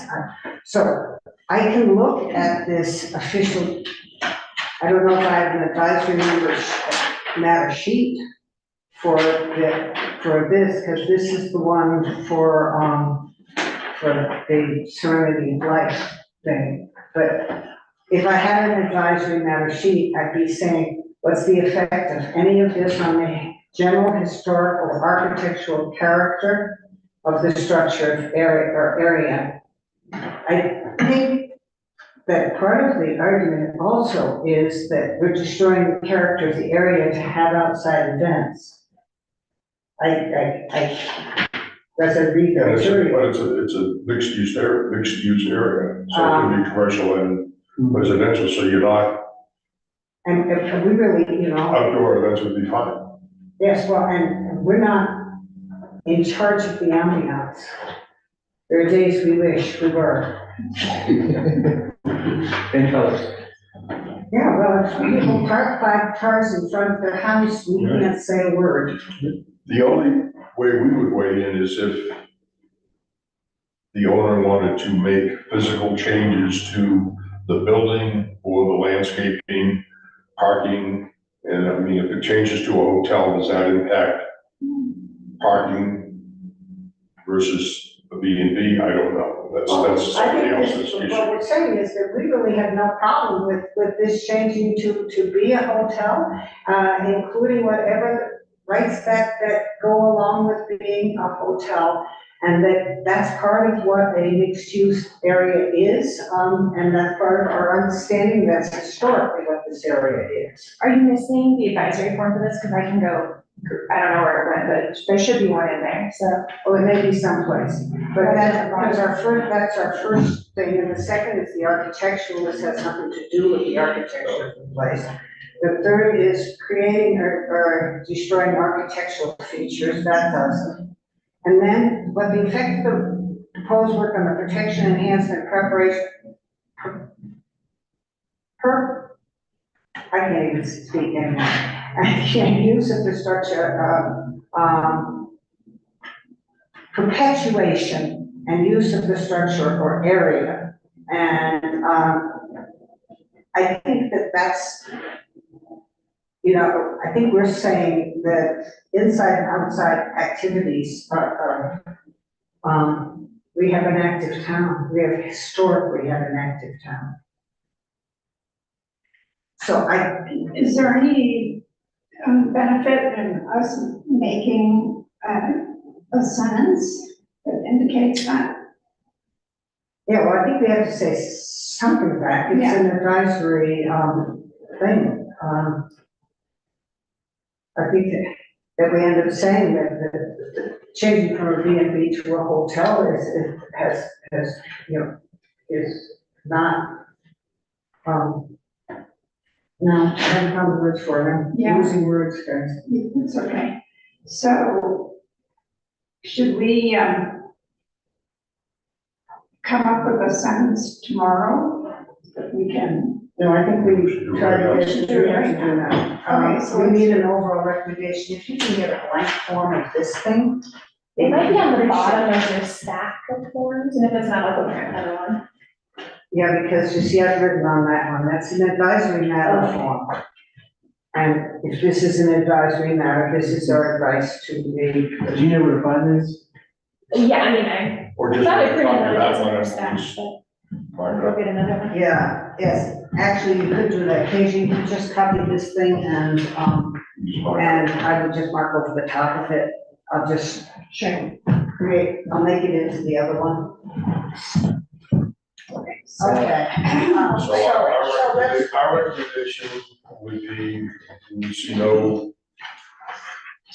issue from a DRC perspective with, what the man's requesting. with the request to change from a B&B to a hotel, / event. No, because to a hotel. Okay, that's all they're asking for, to a hotel. Because the property is in a mixed-use area, Which has. historically has had, Numerous. numerous hotels. Yeah, That's what's the question in mind right now. Why is the code, silent on this? Bye. Are you okay? Yeah, thank you. Why is the code silent or not specific when it comes to events, weddings, receptions, indoor and outdoor? Why is the code? Because Not at some specific. level, it's not, at some level, it is my property. right. I get to hold that event. And have that wedding. on my- Because I'm not doing a public thing, and when it said that if you're doing a public event in this town, it has to be sponsored by a nonprofit agency, and our law does say that, but those are big public events. Yeah, however, that's a special permit, like a special event that's going on that requires a nonprofit to be the sponsor. A temporary use permit is for small, like even for a business that's like Cabin Creek or Manila Pass Brewery, when they do events, they have to get a temporary use permit to do that event, because it's typically gonna be outside, bigger than what is normal, than what they're. If they had to do this even if they're on their own property, Yes, why? we've been doing it, we have a history of them, history of temporary use permits for businesses. And- Well, usually because it's either noise or alcohol. But those are also tied to it too. There's a temporary use permit, a amplified sound permit, and an alcohol permit. That's right. So those are typically three that, when you look in a file, there's all three, there's the temporary and so forth. And so in this situation, the reason why this is at hand is because the code has been silent, the previous administrator, there's no use by right and there's no special use to hold these consistent events. When the Hamel House does an event, it's a nonprofit, they do a temporary use permit, and that's. Well, that's because they don't have a liquor license and they have to do a temporary use permit in order to serve liquor. But they would only do one or two of those a year. Lloyd's business has become regular now. And so the question is, how many times can you use a temporary use permit if it's a regular use, as if it's a use by right? But you can do it inside, right? The question's not inside. I It's know. out. Yeah, and I'm reading this thing here from No, I don't. from Carrie Ann. And she makes a statement that the use of the outdoor space for business activities is explicitly prohibited under these regulations. I don't know if that's true. That's not true. We've already, Okay, so, and if that's not true, then maybe the code needs to be clarified. well, that's why we're talking about it. Because the next question, I know we're asking for comments because the planning commission could actually do something about it. They can create definitions, they can do amendments. Yeah. We can change the temporary use permit to put restrictions or no, or leave it up to the town administrator's discretion. However, that's why we're in this mess, because we have opposition that is demanding this to Something be different, yeah. stopped or something different. And so we're taking it seriously as a staff. And so we're asking for comment. You should, yes, I think you have to take it seriously as staff. I think you do have to take it seriously as staff, and, it's funny, when I moved to this town, I lived right down on Rose Street. And on Saturday nights, you could still hear the Ram at 2 a.m. and they weren't outside. It just sort of fascinated me, but you don't, you've always got that loud. Is there some way that we can make a statement that, correctly, defines our opinion about this? What is our opinion? Well, in other words, we're being asked for an opinion. So we need No, to give an opinion. I'm serious about that. What? Yeah. And I'm gonna ask each of you. Right. What do you think the DRC opinion should be? Right. So what's our negative potential impact here? My opinion would be, or my recommendation would be that we would have no objection and see no, from a DRC perspective, no issue with, changing from a bed and breakfast to a hotel. And if there are to be outdoor events, that be addressed in a code change. For what reason? Because historically, that area was a hotel type, it was a mixed use area, there were hotels there, and a lot of activity. So I think that's the justification for allowing, from a historical perspective, allowing outdoor activity in that area. Because it's a mixed use area. Well, because it. And historically, that was The Gates House. it was a public area. Yeah. Public buildings, and there's a lot of public activity in that area. Can you imagine anything that could occur that we would object to? I think that we already have in place, it's the noise. And the noise is. Noise and parking. Yes, it's the noise and, you know, Do and we have you do anything- need appropriate regulations to handle noise and parking. And say, But you have those. and for a hotel, I don't know, that there would be, I'm sure, safety regulations for No, they're not like our. There's nothing in It's, here. it's zoning, this is all zoning. zone. But I think we might start from a historical, because that's what this commission is about. Yeah, From a historical perspective, this whole area was, yeah. Included, hotels and rooming houses, but you know, 13 of them were hotels. And so to turn this into a hotel seems very, Appropriate. very reasonable thing to do. It would not affect the appearance, and it is consistent with the uses, the historic uses of the area. And in regards to outdoor events, you know, on a hotel property, you know, if That would have been historically, events would take They place would happen. on a hotel property. They need to be, you know, regulated in a manner that's, you know, helps protect the neighbors. I'm not going to quite say it that way, but we're getting the start of it. yeah, we're getting the start of it. What is another way we can say protect the neighbors? Can we say, But that's why Can we we just say have consistent noise with and public safety? parking and stuff. we're just saying, you know, would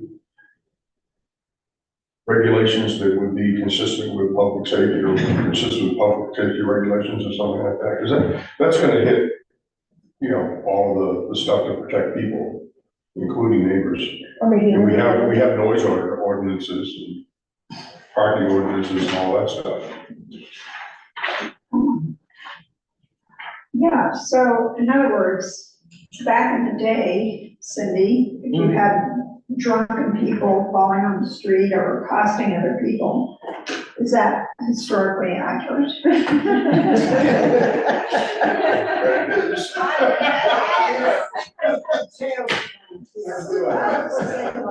We were not the wild Oh my west. God, isn't that what We like our beer here.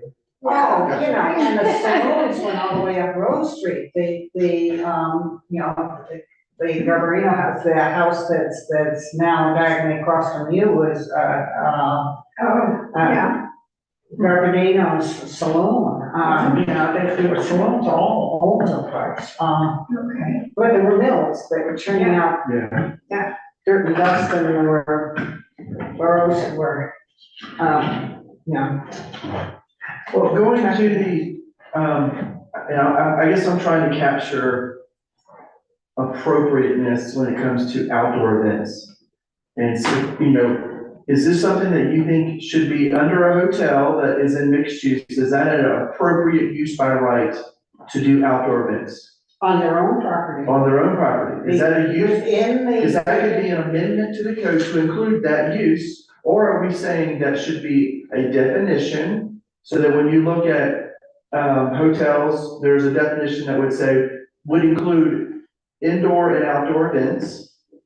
Or, do you see what I'm saying? I'm trying to guide us into use by right, or should we say special use? If a hotel is wanting to do outdoor events On their own property. on their own property, that would still require a special use permit in order to take advantage of that. You have to be approved, not all hotels can do it.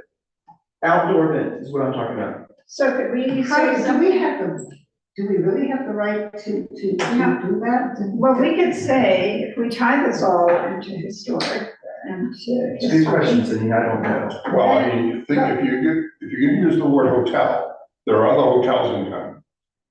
So anything you change in that context Yes. would So it's, need to apply to everybody, unless you did a special use permit approach. right, Then you could limit it to, yeah, you. Yeah, because I would end up saying that, yes, I think that you could use, they could use their property in keeping with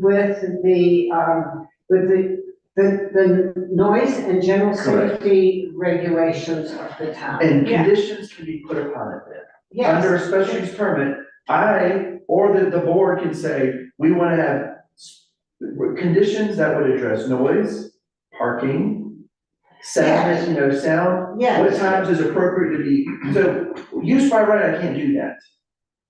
I can't put conditions, special use, I can't put conditions, or we move it into a complete temporary use permit that makes a lot more No, it shouldn't restrictions. be a temporary use, because Cause it's I have regular, the I fact get that it. you own this property and this is yours, and you have invested in this property, and you've invested in this property partially because, I mean, are we gonna tell Cabin Creek they cannot put paddle boards?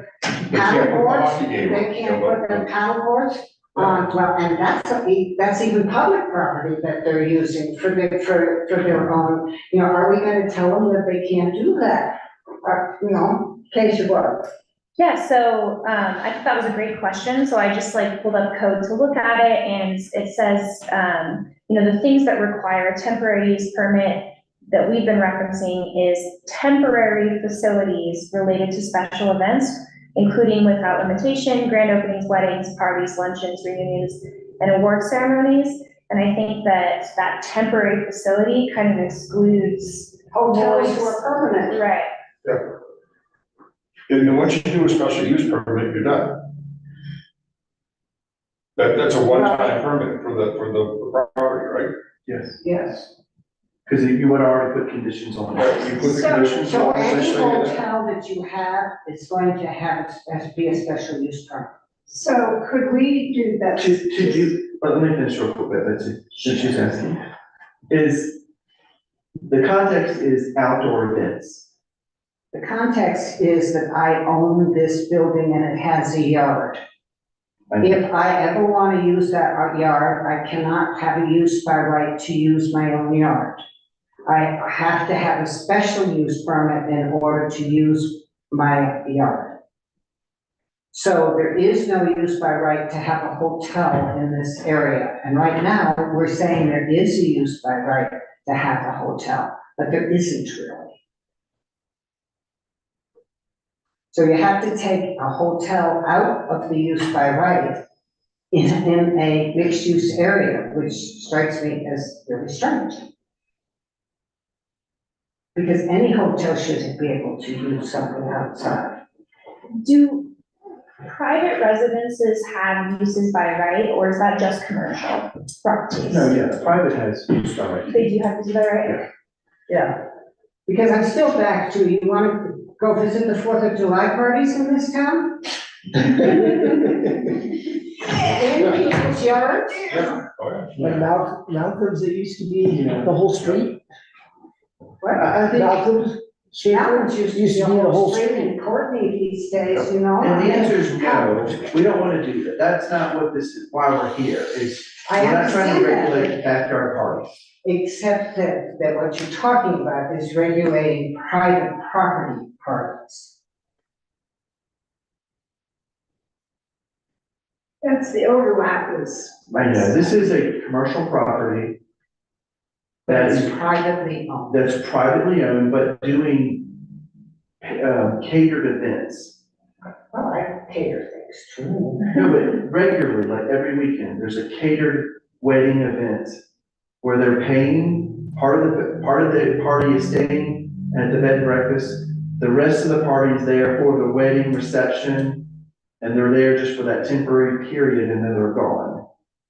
So it's paid, it's not like this, it's not like a backyard party run right in Friends. Yeah, yeah. So, I mean, there's a difference to me. of what we're asking for. But the bigger difference is, this is mixed use, and the issue, Well, it's because we have a residential component to this that's abutting this. And it doesn't matter how big or small the party is, it's gonna be the same problem every single time. So it comes down to what is a right, a use by right as a hotel? Do they have a use by right to do this? And what's the justification to do outdoor events or catered events or Well, events? they are I a think hotel. we just and file that's for, business. if it's a commercial property, file for a special use permit. And be done with it, and then the town can put conditions on that special use permit. And If it's but- a private, if it's a residential property, they don't have to do that because it's not commercial. Are you doing that special use permit for every event? No, No, it gives that commercial property certain rights to use Right. their Okay. property And we do the in same total thing. for commercial We purposes. use the same thing with bed and breakfast, actually, we tell them the level that they're all special uses. Correct. Mhm. Because we tell them the level that you can use it on. So the other argument, if I can help understand, the other argument is, if they define their interior space as an indoor eating or drinking establishment, which is also a use by right with a hotel, then those indoor eating or drinking establishments also do events. They do even at Cabin Creek, Sure. they do events. Or if you want to define it as Guanella Pass Brewery, they do events too. And they're allowed to, there's a use by right to do that. And so that's the question, could they, if they're doing that, is that the appropriate definition that this would fall under too? They have a right to do an event in their building because it's classified, they have a bar, and that bar is an indoor drinking establishment. Therefore, they have the right to do an event inside their building and to extend it outside, just like Cabin Creek does. Why? If it is in compliance, Why wouldn't you just make any commercial establishment that wants to do something outside of their property, outside of their building, they have to have a special use permit? That's the easiest way that I thought. To me, that solves it all, because you can tailor it to each property, Right. and then, once you're done, you're done. Yeah. And they know what the rules are, right, and then people can't Yeah, complain. because you do have both breweries are even doing weddings outside, not inside, outside. Make it a special use permit that you have to get. It's consistent and conditions would change according to establishment. so Cindy, is the conflict here that we're trying to tie this to the function of the design review commission? No, we're not at all. This is not ever going to become, they've simply asked us to talk about it and send whatever guidance, and I think that our guidance comes back to that historically this was an area of hotels, that the design review commission would see no problems with this moving from a B&B to a hotel designation. There are obviously other concerns. We are not in charge of ambience, though we would love to be, so undoubtedly, I won't put all that out, but there are other concerns that would require, that may require the provisions of a special use permit. Yeah, I mean, Period. the And then we're mixed use area Right. historically was, I got it. hotels, restaurants, and other commercial establishments. I do too. And that gives you the basis for Yes. having promotion and, Yeah. people running around and Right. causing all kinds of hell and everything, but that's fine, that's what we want. Yes. Look at that. We could reinvigorate caution. That's what I was, I don't think I John knew that Jackson was would like the, that train of thought very much, Bob. So what I'm hearing, I'm just making sure I hear this clear as we go, that historically, this mixed-use area had hotels and outdoor events. And what the board is recommending is to pursue a special use permit in order to make this a. for commercial properties, For for commercial properties. Yeah. But historically, the area, Right, That's why it's on their choose. numerous hotels. Would you say that the special use would fall under something like a veterinary or? I have to try to write this down. Numerous hotels and, no, that could be.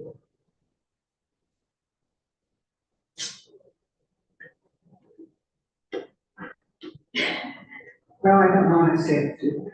I lost the sentence.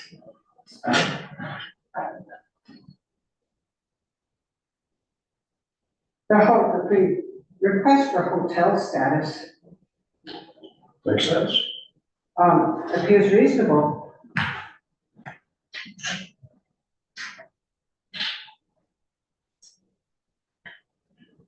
Outside events, Are consistent with commercial properties like hotels and et cetera.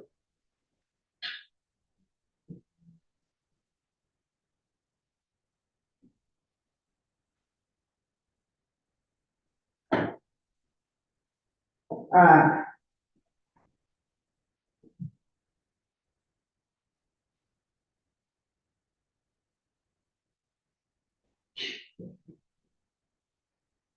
okay, I'll tell you what I heard. Historically, this area, had numerous hotels. The request for hotel status appears reasonable. Outside events consistent with these properties may require special use permit regulation. great. Perfect. Okay, that's perfect, because next, when we take it to the planning commission, you have communicated, this is probably the best fits under special use permit, and then they can figure out the verbiage of how to do that. Outdoor events, wedding events, you know, whatever kind of thing can fall under a special use category, but you have to be tied with a hotel. Yes, I'm saying outside events consistent with those properties. Right. I mean, we're not suddenly becoming a music venue for a whole bunch of people who are not associated with the hotel.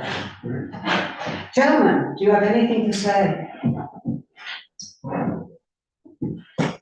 I like the discussion you guys had. I agree. I think it's a tricky thing. I'm guessing the whole issue is about noise and more than anything, I think that seems to be addressed.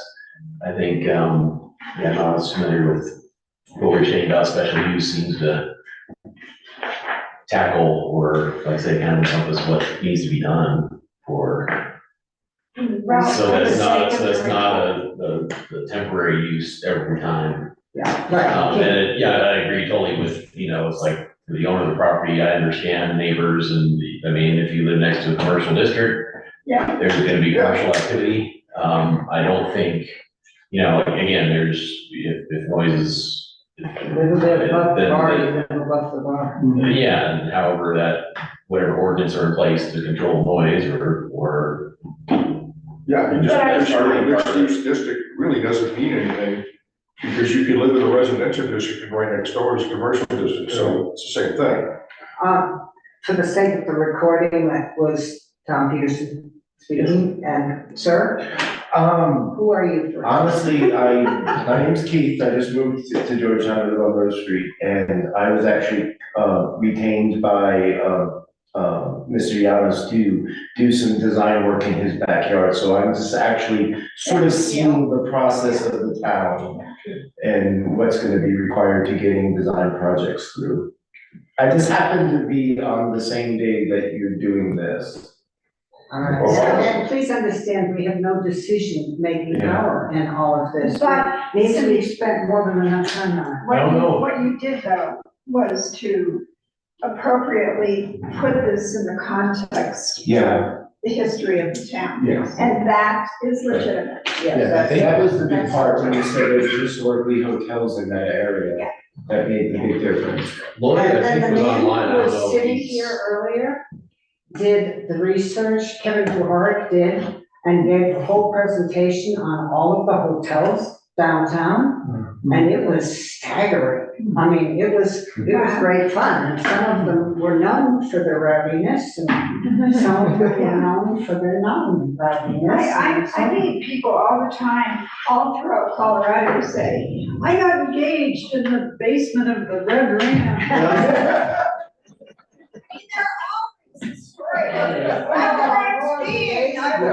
Well, we could do it for all the town, all we can do on the. So I don't know if Lloyd was online. I think he used to. I don't know he's been if texting he's, me. if he's, Let me see if he Well, said. I'll I make think, it- I make think a we're comment going too to, of yeah, what- I think, well, that we're sort of going to. Yeah, Lloyd is on Zoom. Lloyd's on the Zoom. Oh, well, we can, I mean, appoint if them a he's. panelist. By the way, you are all a lot more fun than this video that went on. Oh, Are you from Atlanta? I'm from Augusta. Oh, really? My mom lives near Atlanta too. And. Yeah, I just moved here after being there for 30 years. Oh, wow. And it's funny, it's like Kevin and Paul were the first people I moved were my neighbors. They're across the street from you. Kevin and Paul? Yeah, they live across the street from me. Yes, they're across the Okay. street from you. So you went to Georgia? Yeah, so my All daughter's right, in guys. Lawrenceville.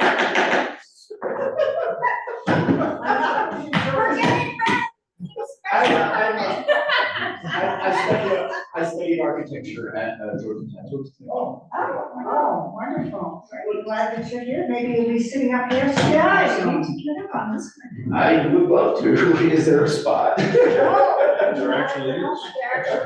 Oh, there's a spot for an architect. My Yes. father, stepfather in tech, he's a football player. Oh, wow. Yeah, all right, guys. Hello, this is Lloyd. Lloyd, sorry. Lloyd, unmuted if you want to hear what he has to say.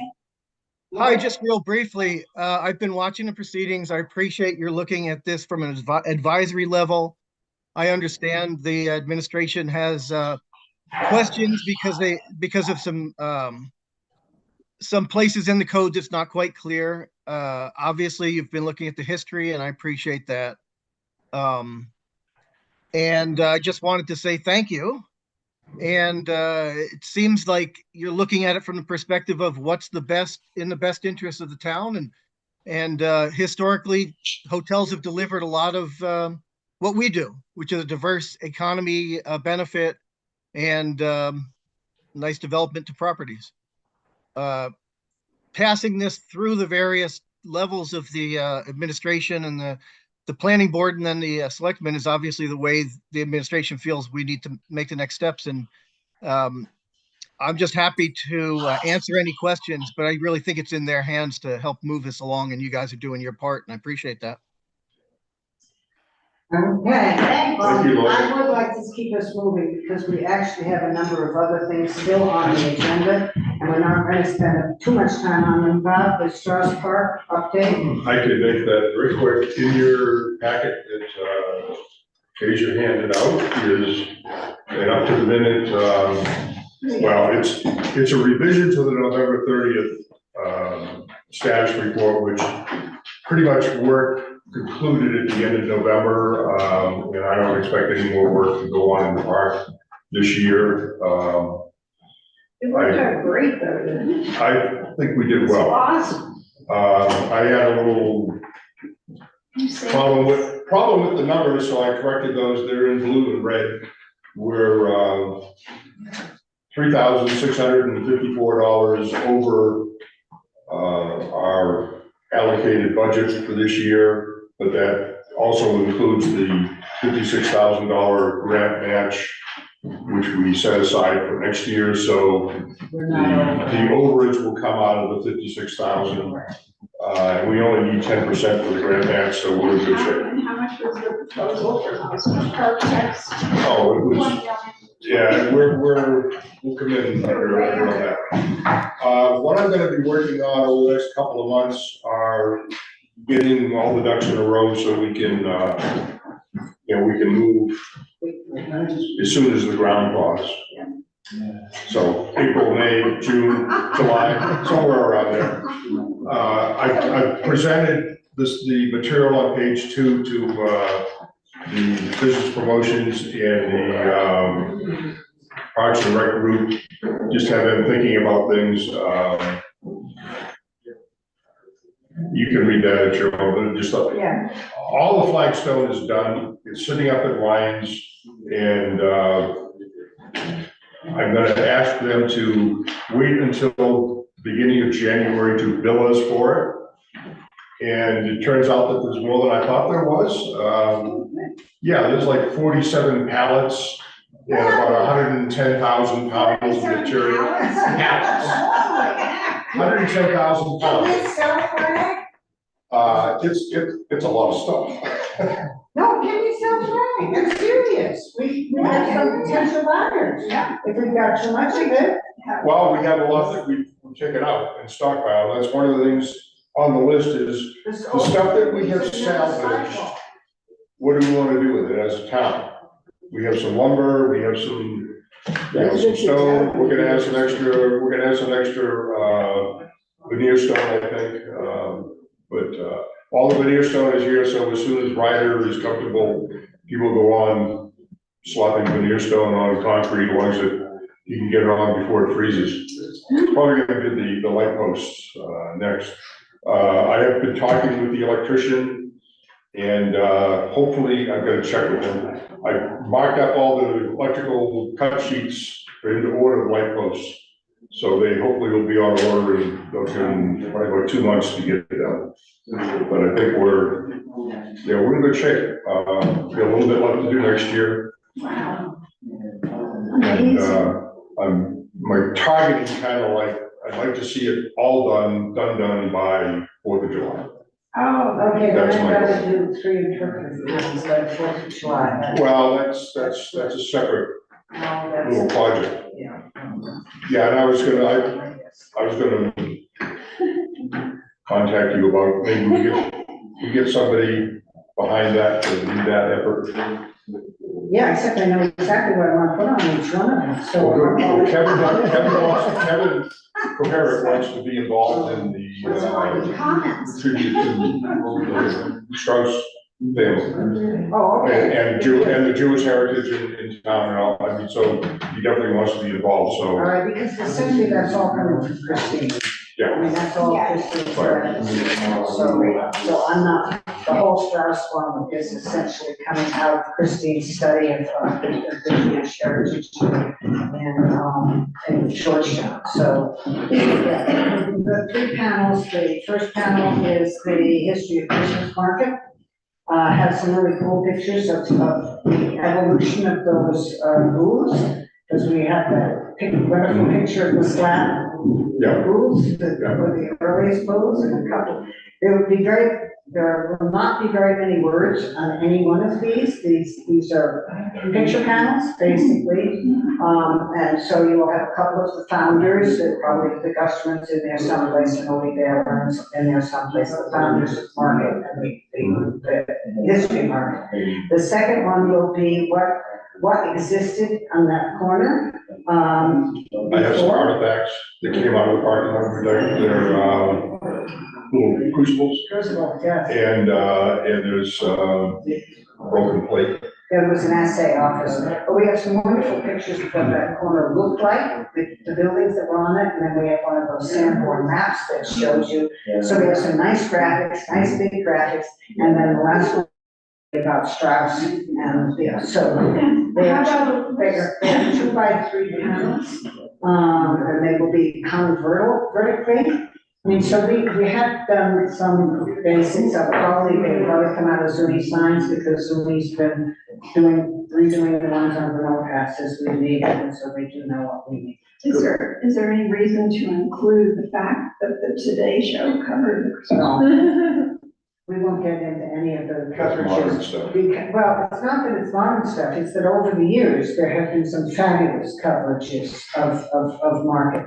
And so, are we really doing, if we're doing a history of market, we really need all 3 signs to do a history of market. And we decided that we just do the origin of market so that we could do something about the history of place and the history of people. Okay. And that's, that was part of a long discussion, actually, and that's all courtesy of Ron Brady, incidentally, and he's putting that bill, which is very nice. But we've come a long way in the park, and we're coming down the home stretch. Yeah. Okay, we have on our agenda, we have several things that Keisha has put together. Some of it deserves more time than we're going to give it tonight. Because it's already approaching 8 o'clock and some of us haven't eaten yet. Yes, you know, that's the truth. The Saving Places Conference. Keisha, who have we, what have we done? We have registered Cindy, Betsy, Mark, Brent, Joan, and myself, and then online for Bob. So Sean, you're a ghost person. Okay. Yeah. Dear Mark, whenever he's not there. Yep. Yeah. This is really good. We used to do that. Yes. The dates? I didn't write those down. It's Oh, I January. got the pamphlet at home. January, February. It's January. January. January 31st Yeah, and. Oh, February 2nd. to February 2nd. Yeah. So Yes. we will have to look at that schedule. The night that we probably want to stay there is the 1st. Yeah. Maybe, or is it the 31st? We also have some tickets for the first luncheon, which is the Endangered Places luncheon. Oh, good. Yes, so always I enjoyed the selected on the registration that everyone wanted to attend that, but it didn't charge us for it, so I emailed the organizers. I'm trying to figure that part out still. You'll like her, she's a good gal, you know. I hope, I don't need her to Feel do free, it. feel free to call her up. Did you volunteer yourself? I also asked them to make me a volunteer, which they have not responded to yet, so who is the person you're talking about? The gal who's on their website as their event coordinator. Okay, Nicole Bach is good, but okay, Yeah. she hasn't emailed me back, and I've emailed her a couple times. I'll try and call her, yeah. She's busy. Do you remember the name of the hotel we stayed in? No. Is this in the same location? This is Yes, it's Boulder. in the same location in Boulder, and we were in the same hotel, weren't we? Yeah. We were across the street. So that's it, yeah, we'll probably stay a night. Do you want me to, make reservations for your hotel room? Yeah, that'd be awesome. Yes, it's one room for, two. Alright, we'll so share. one room, It's right there. And it's right there, and it's, well, did you stay 2 nights? I did stay 2 nights, I only stayed 1. but should we stay 2 nights or are we staying? one? I will only stay 1. so 2 nights for you though? What's on the 3rd day? Is there another whole series of? The third day, yeah, I have to look at the schedule, but it definitely was not the same level, like intensity of things. It was Because the something first weird. day isn't, it's the first day that strikes me as not that. The first day has quite a few seminars to attend, Let us so, look at. sure, yeah, we can look at Yeah, it. the schedule, I looked at the agenda, and I Yeah. think the third day is okay, I probably go. Yeah, okay. Yeah, I'd probably go on the third day. Well, how That looked about? like the most interesting things that I was interested in. Yeah, but that's between you and Mark, Yeah, I'll have to talk to Mark. or Brent, either one. Sure. And Brent works not very, well, Brent works not that, but Brent can escape and go during the day, and that's what he tends to do. Gotcha. So how about I contact each one of you individually to see what nights you want to stay in Boulder and. No, we'll be the only Yeah, I ones won't be there. staying. It's just the two of you? Yes, and there's one. We stay together. Okay, And we did get the online. Yeah, I already did, it already came through. Okay, all right, super. All right, the updated certificate of appropriateness? Why do we have that? application, just application. So that should be in your original agenda packet. But you're not talking about updating the certificate, No, just the application. not the application. Okay, so this is an update. How did you update the application? I added a line under major projects and minor projects that says that applications must include a survey if construction takes place within 5 feet of property line. Well, we are already asked them to plot plans, correct? No, which is why we're adding it. Oh, yes, I thought we did. It's- Well, but you're actually talking survey. A survey, yes. Yeah. Yeah, so not a site No, plan, not but a a site. survey, Oh, yeah, because we've already asked them to site plan. yes. But that's the only addition. That's it. Does it mention I know I have it somewhere, but somewhere is not anywhere. That's what I was thinking too. Right, it's next to But does it the also, talk about the fact that the photographs are helpful? I haven't added anything about photographs, but I can. Add something about photographs, because, if they're doing a new build, of course we can't get photographs when we get the construction plans, but down on minor projects, somewhere, because the photographs are extremely helpful to us. I mean, we're basing a whole decision Yeah, tonight. it says scale drawings are photographs with enumerated dimensions. Yes, but we need the photographs on most, even minor projects, if you take a photograph of the front of the house and say. Yeah, I would just do a this is- separate line item, Yeah, photographs. photographs What if are worth I, 1,000 words. what if I changed it to scale drawings and photographs? I would make them two separate. Two separate things. ones? And I would say photographs of, Proposed changes.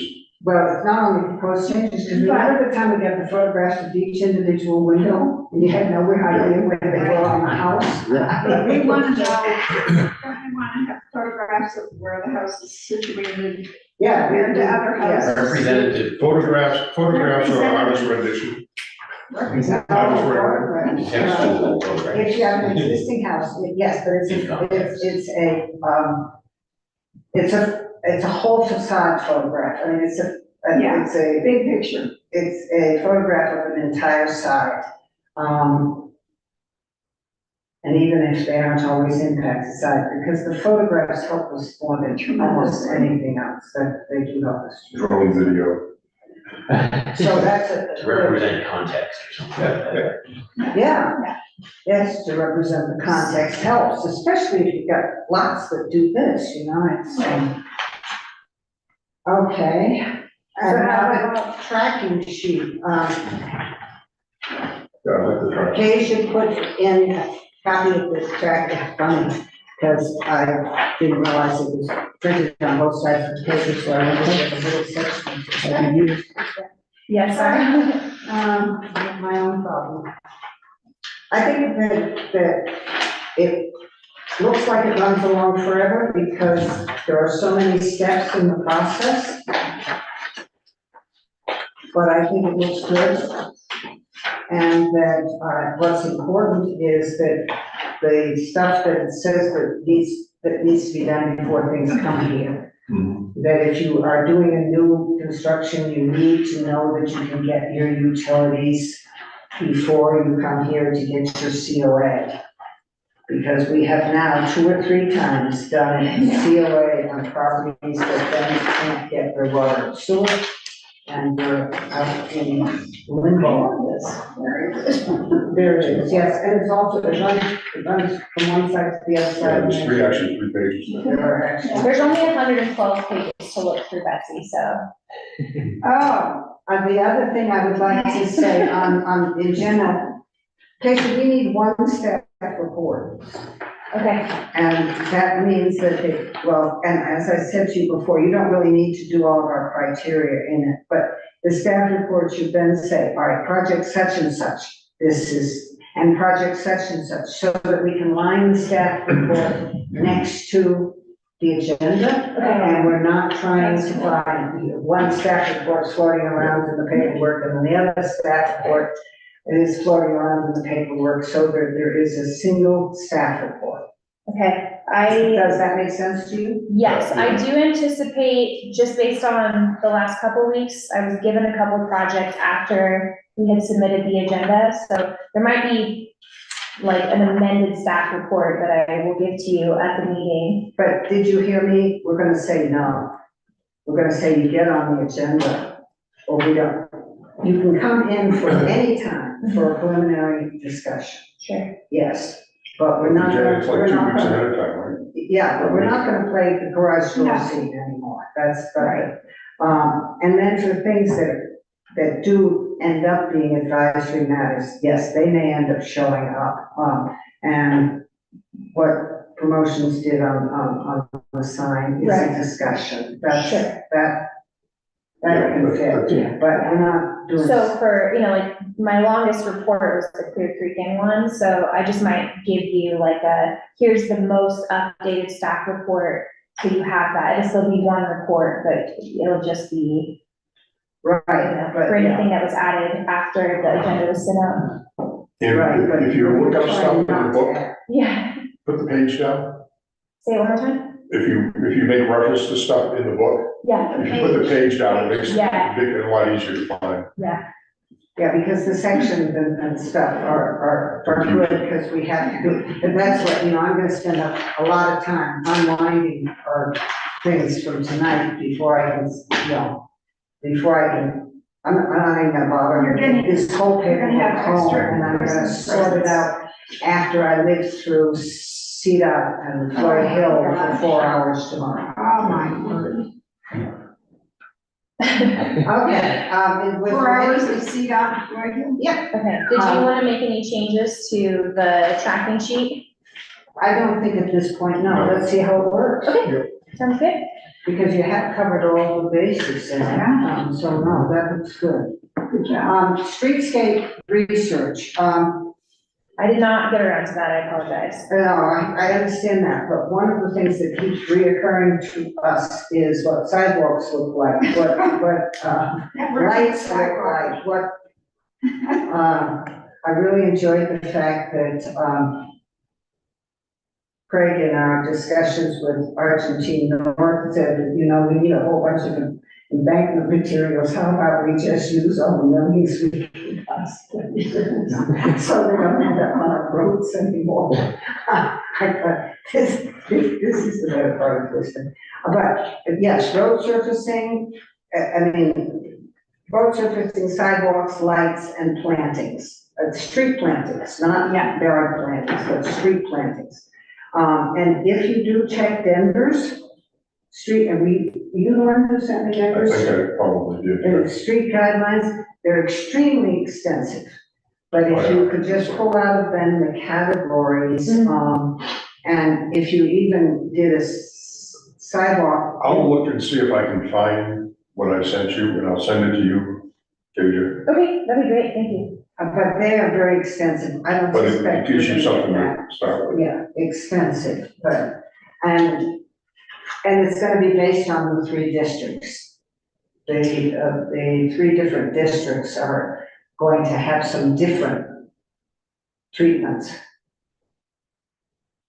And I think that the other thing that is sort of important is that we end up doing a little bit of an inventory.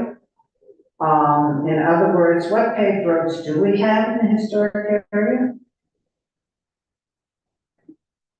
And what roads traditionally have had no sidewalks? Which is all your numbered streets, actually, except for the commercial ones. They don't have sidewalks. They've never had sidewalks. Which does not feel by 8th Street, but that's. Yeah, 8th Street does that. 8th Street does now. But, do we really want to take away from that feel on our side streets? 8th Street is actually, the sidewalks are paved, but the street is, Yes. Which you is, can drive a truck down the sidewalks. yes, and Yeah, there's super too wide. wide, and et cetera, there's all kinds of things, but we do need to take a little bit of an inventory on what's happening with that at this point. So, hopefully in January sometime, or we get a little bit of an idea of some of the breakout, but I wouldn't worry about the first meeting in January. We won't meet again in December. Let's aim for second week in January to put streetscape back on the agenda. Okay. Does that work? Yep.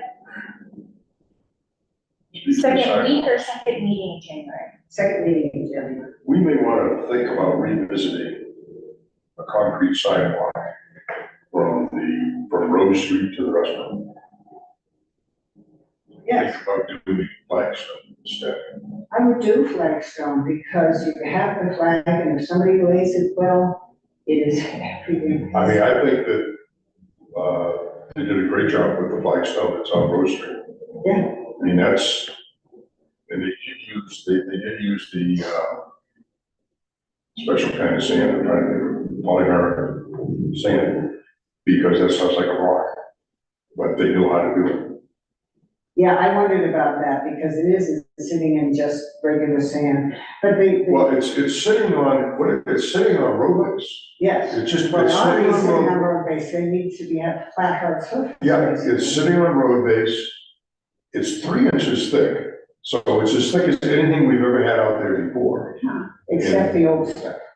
Well, something, I mean, whenever we pulled out of there was nothing that was. Well, I that understand, thick. but the big slabs are between 4 and 5. Are they really? Yes, they are incredible. The stuff that's in front of the hotel, the stuff that's in front of Iceland Anderson, I watched all of that pull during downtown revitalization. It was staggering. I mean, that stuff is not going anywhere. No, but 3 inches really wouldn't tell. Oh, yeah, yeah. But we may want to And look it's, at that. at some point along the line, the town may wish to consider restoring the historic flagstone sidewalks. Now, I know that the property owners are responsible for their sidewalks, but historically, what happened is when they built City Park, they took the sidewalks down Rose Street to get to City Park. And they took them down Tower Street to get to City Park. And nobody else got those flagstone sidewalks. I mean, that's historically where they went. And, you know, the one going down Rose Street's sort of a mess now. People, See, that may be where we want to consider using some of the stuff that we have. right. And we got a state historic fund grant to do the Rose Street side of the park. That's where that sidewalk is. That was, you know. So yes, I mean, we have places, yeah, that I'd love to consider putting that and keeping ourselves in. I think it just would fit in better with Strauss Park if we minimize the concrete that's in there. I think absolutely. Yeah. Okay, is there anything else, guys? Yes, there is. It's, we do have items, demolition by neglect. I don't know, I'll get back with Rick. And, Holy House, they're considering doing a absolutely authentic, restoration of that whole front porch, which will be staggering. Husky on Rose Street, I'm really gonna start to vote on. We have to see something happen there. And I don't know where we are on the other two. I will ask Rick. I can tell you about 700 House if you'd like. Okay, what's happening? We sent them a letter via certified mail and asked them to get back to us by yesterday, and we have not heard from them, so. Okay, would you, ask Rick whether we are actually going to then, file what is necessary according to the law, which is a, appeal to the municipal court for us to go fix it. Okay, yeah, it's their third notice for that, Yeah. that we just sent, so. Yep. And so we're gonna have to do that sometime, someplace. And we do have enough money in the fix-it thing to more than amply do what needs to happen there. I have one. I talked to, the lady that has the barn on Oh. 704 4th Street, What's the number for the street? 704. 704, okay. She was asking if there's any grants or anything financially available to help her get started. And that I didn't know. I said I would ask. don't either. Sean, what would be can you sort of, I mean, I'm asking you to do free work. Can you sort of take a look and say, all right, what would be the simplest thing, just in general terms, that needs to happen there? It needs a roof. It needs to be stabilized, What does that mean? just to make it solid. I wouldn't get on the roof with the condition it's in. I've gotten halfway up and the whole building's moving. All right, so what would you have to do to stabilize? You could probably go inside and put sheeting, plywood on the inside of the building. Okay, to stabilize it, so. Does it require the sheeting, or can you crossbar it, or anything like that to stabilize You it? could probably do that. Just like 2x4 bracing, and, yeah, you could probably do that too. And then if it was solid, then I would even get up on the roof We to have replace it, but I would. salvaged 1x8s and 2x4s from Strauss Park piled up at Centennial Mill. If the town would be agreeable to that, that could be used to stabilize that building. Okay, I mean, that's a thought. sure, Right, so it needs to be stabilized, and then it needs a roof. and then there are some holes in the siding, and I get that, but But the main thing stabilizing is- the roof would get that, but that's a lot of money. yeah. And it is a cedar, I don't know if it's shingle or shake, but it is a wood roof. Yes, well, I understand that, and it's a backdrop for the view from the Howell House lawn, which makes it a really interesting thing. Would it be a repair on the roof, or you probably replace the A whole? replacement, there's holes in it. So it's a lot of, and if you do it with, Yeah. cedar shingles, it's Yeah. not cheap. And I'm assuming we would want wood back. Since it is a historic structure. Yeah, there might be some funding, but it would be a 50% funding. But she might be fine with that. She's just asking something to help. She's willing to move forward, but she's just asking for a little help. Okay, let's try to figure out, number one, what it would cost to stabilize it in the simplest fashion. Okay. And if we can do it with the lumber we have. Take a look at what's, just drive by, see what's there, and see if you think that would be sufficient to use, and then get somebody, what is selectmen, I guess? You take Yeah, well, from Strauss we'll Park. figure out how we might give away that material to I a mean, historic that's, structure. at some point, I wanna get that yard cleaned up there. That's a deal. I wanna bring a Bobcat in there eventually, and level it up, and, You said the Centennial Mill? yeah. Okay, if you don't mind, that would be helpful. All the little Because, bricks little bricks, dead rats and stuff. bricks and dead rats. Okay, Excel update.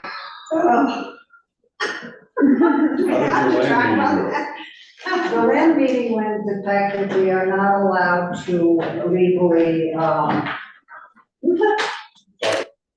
we're not allowed to legally, tie a permitting, we're not allowed to make somebody pay for a permit that in any other form than is the normal legal way to pay for the permit. We cannot require them to give us the land in order to get a permit to walk across it. Somehow that doesn't seem fair. Somehow that doesn't seem fair at all to me. But what did come out of it was that the county and the town and the historic jurisdiction, who are the three owners, are discussing a memorandum of understanding that none of us will move on any kinds of permitting without letting all the rest know. And so that we have some coordinated action out there, and so that Excel doesn't plan to get to play B against three. And that would be very helpful. And so that's also, I'm supposed to draft some sort of a memo, so the attorneys have something to start with. This weekend. Have you decorated your tree? Yes. But I don't have prayer plants that were blessed in Bhutan, they're gorgeous, and I want them on the side of my house. But do you look at the minutes, please? Does anybody have anything to say about the minutes? Do you need help doing those? I glanced through it, I didn't see anything, but. Did anybody read the minutes? Okay. Does anybody have any additions or corrections to the minutes of November 9th, 2023? If not, could I hear a motion to approve those minutes, I please? move that we approve those minutes. I'll second it.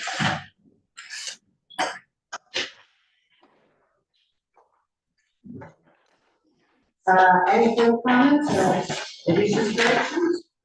If not, all in favor? Opposed?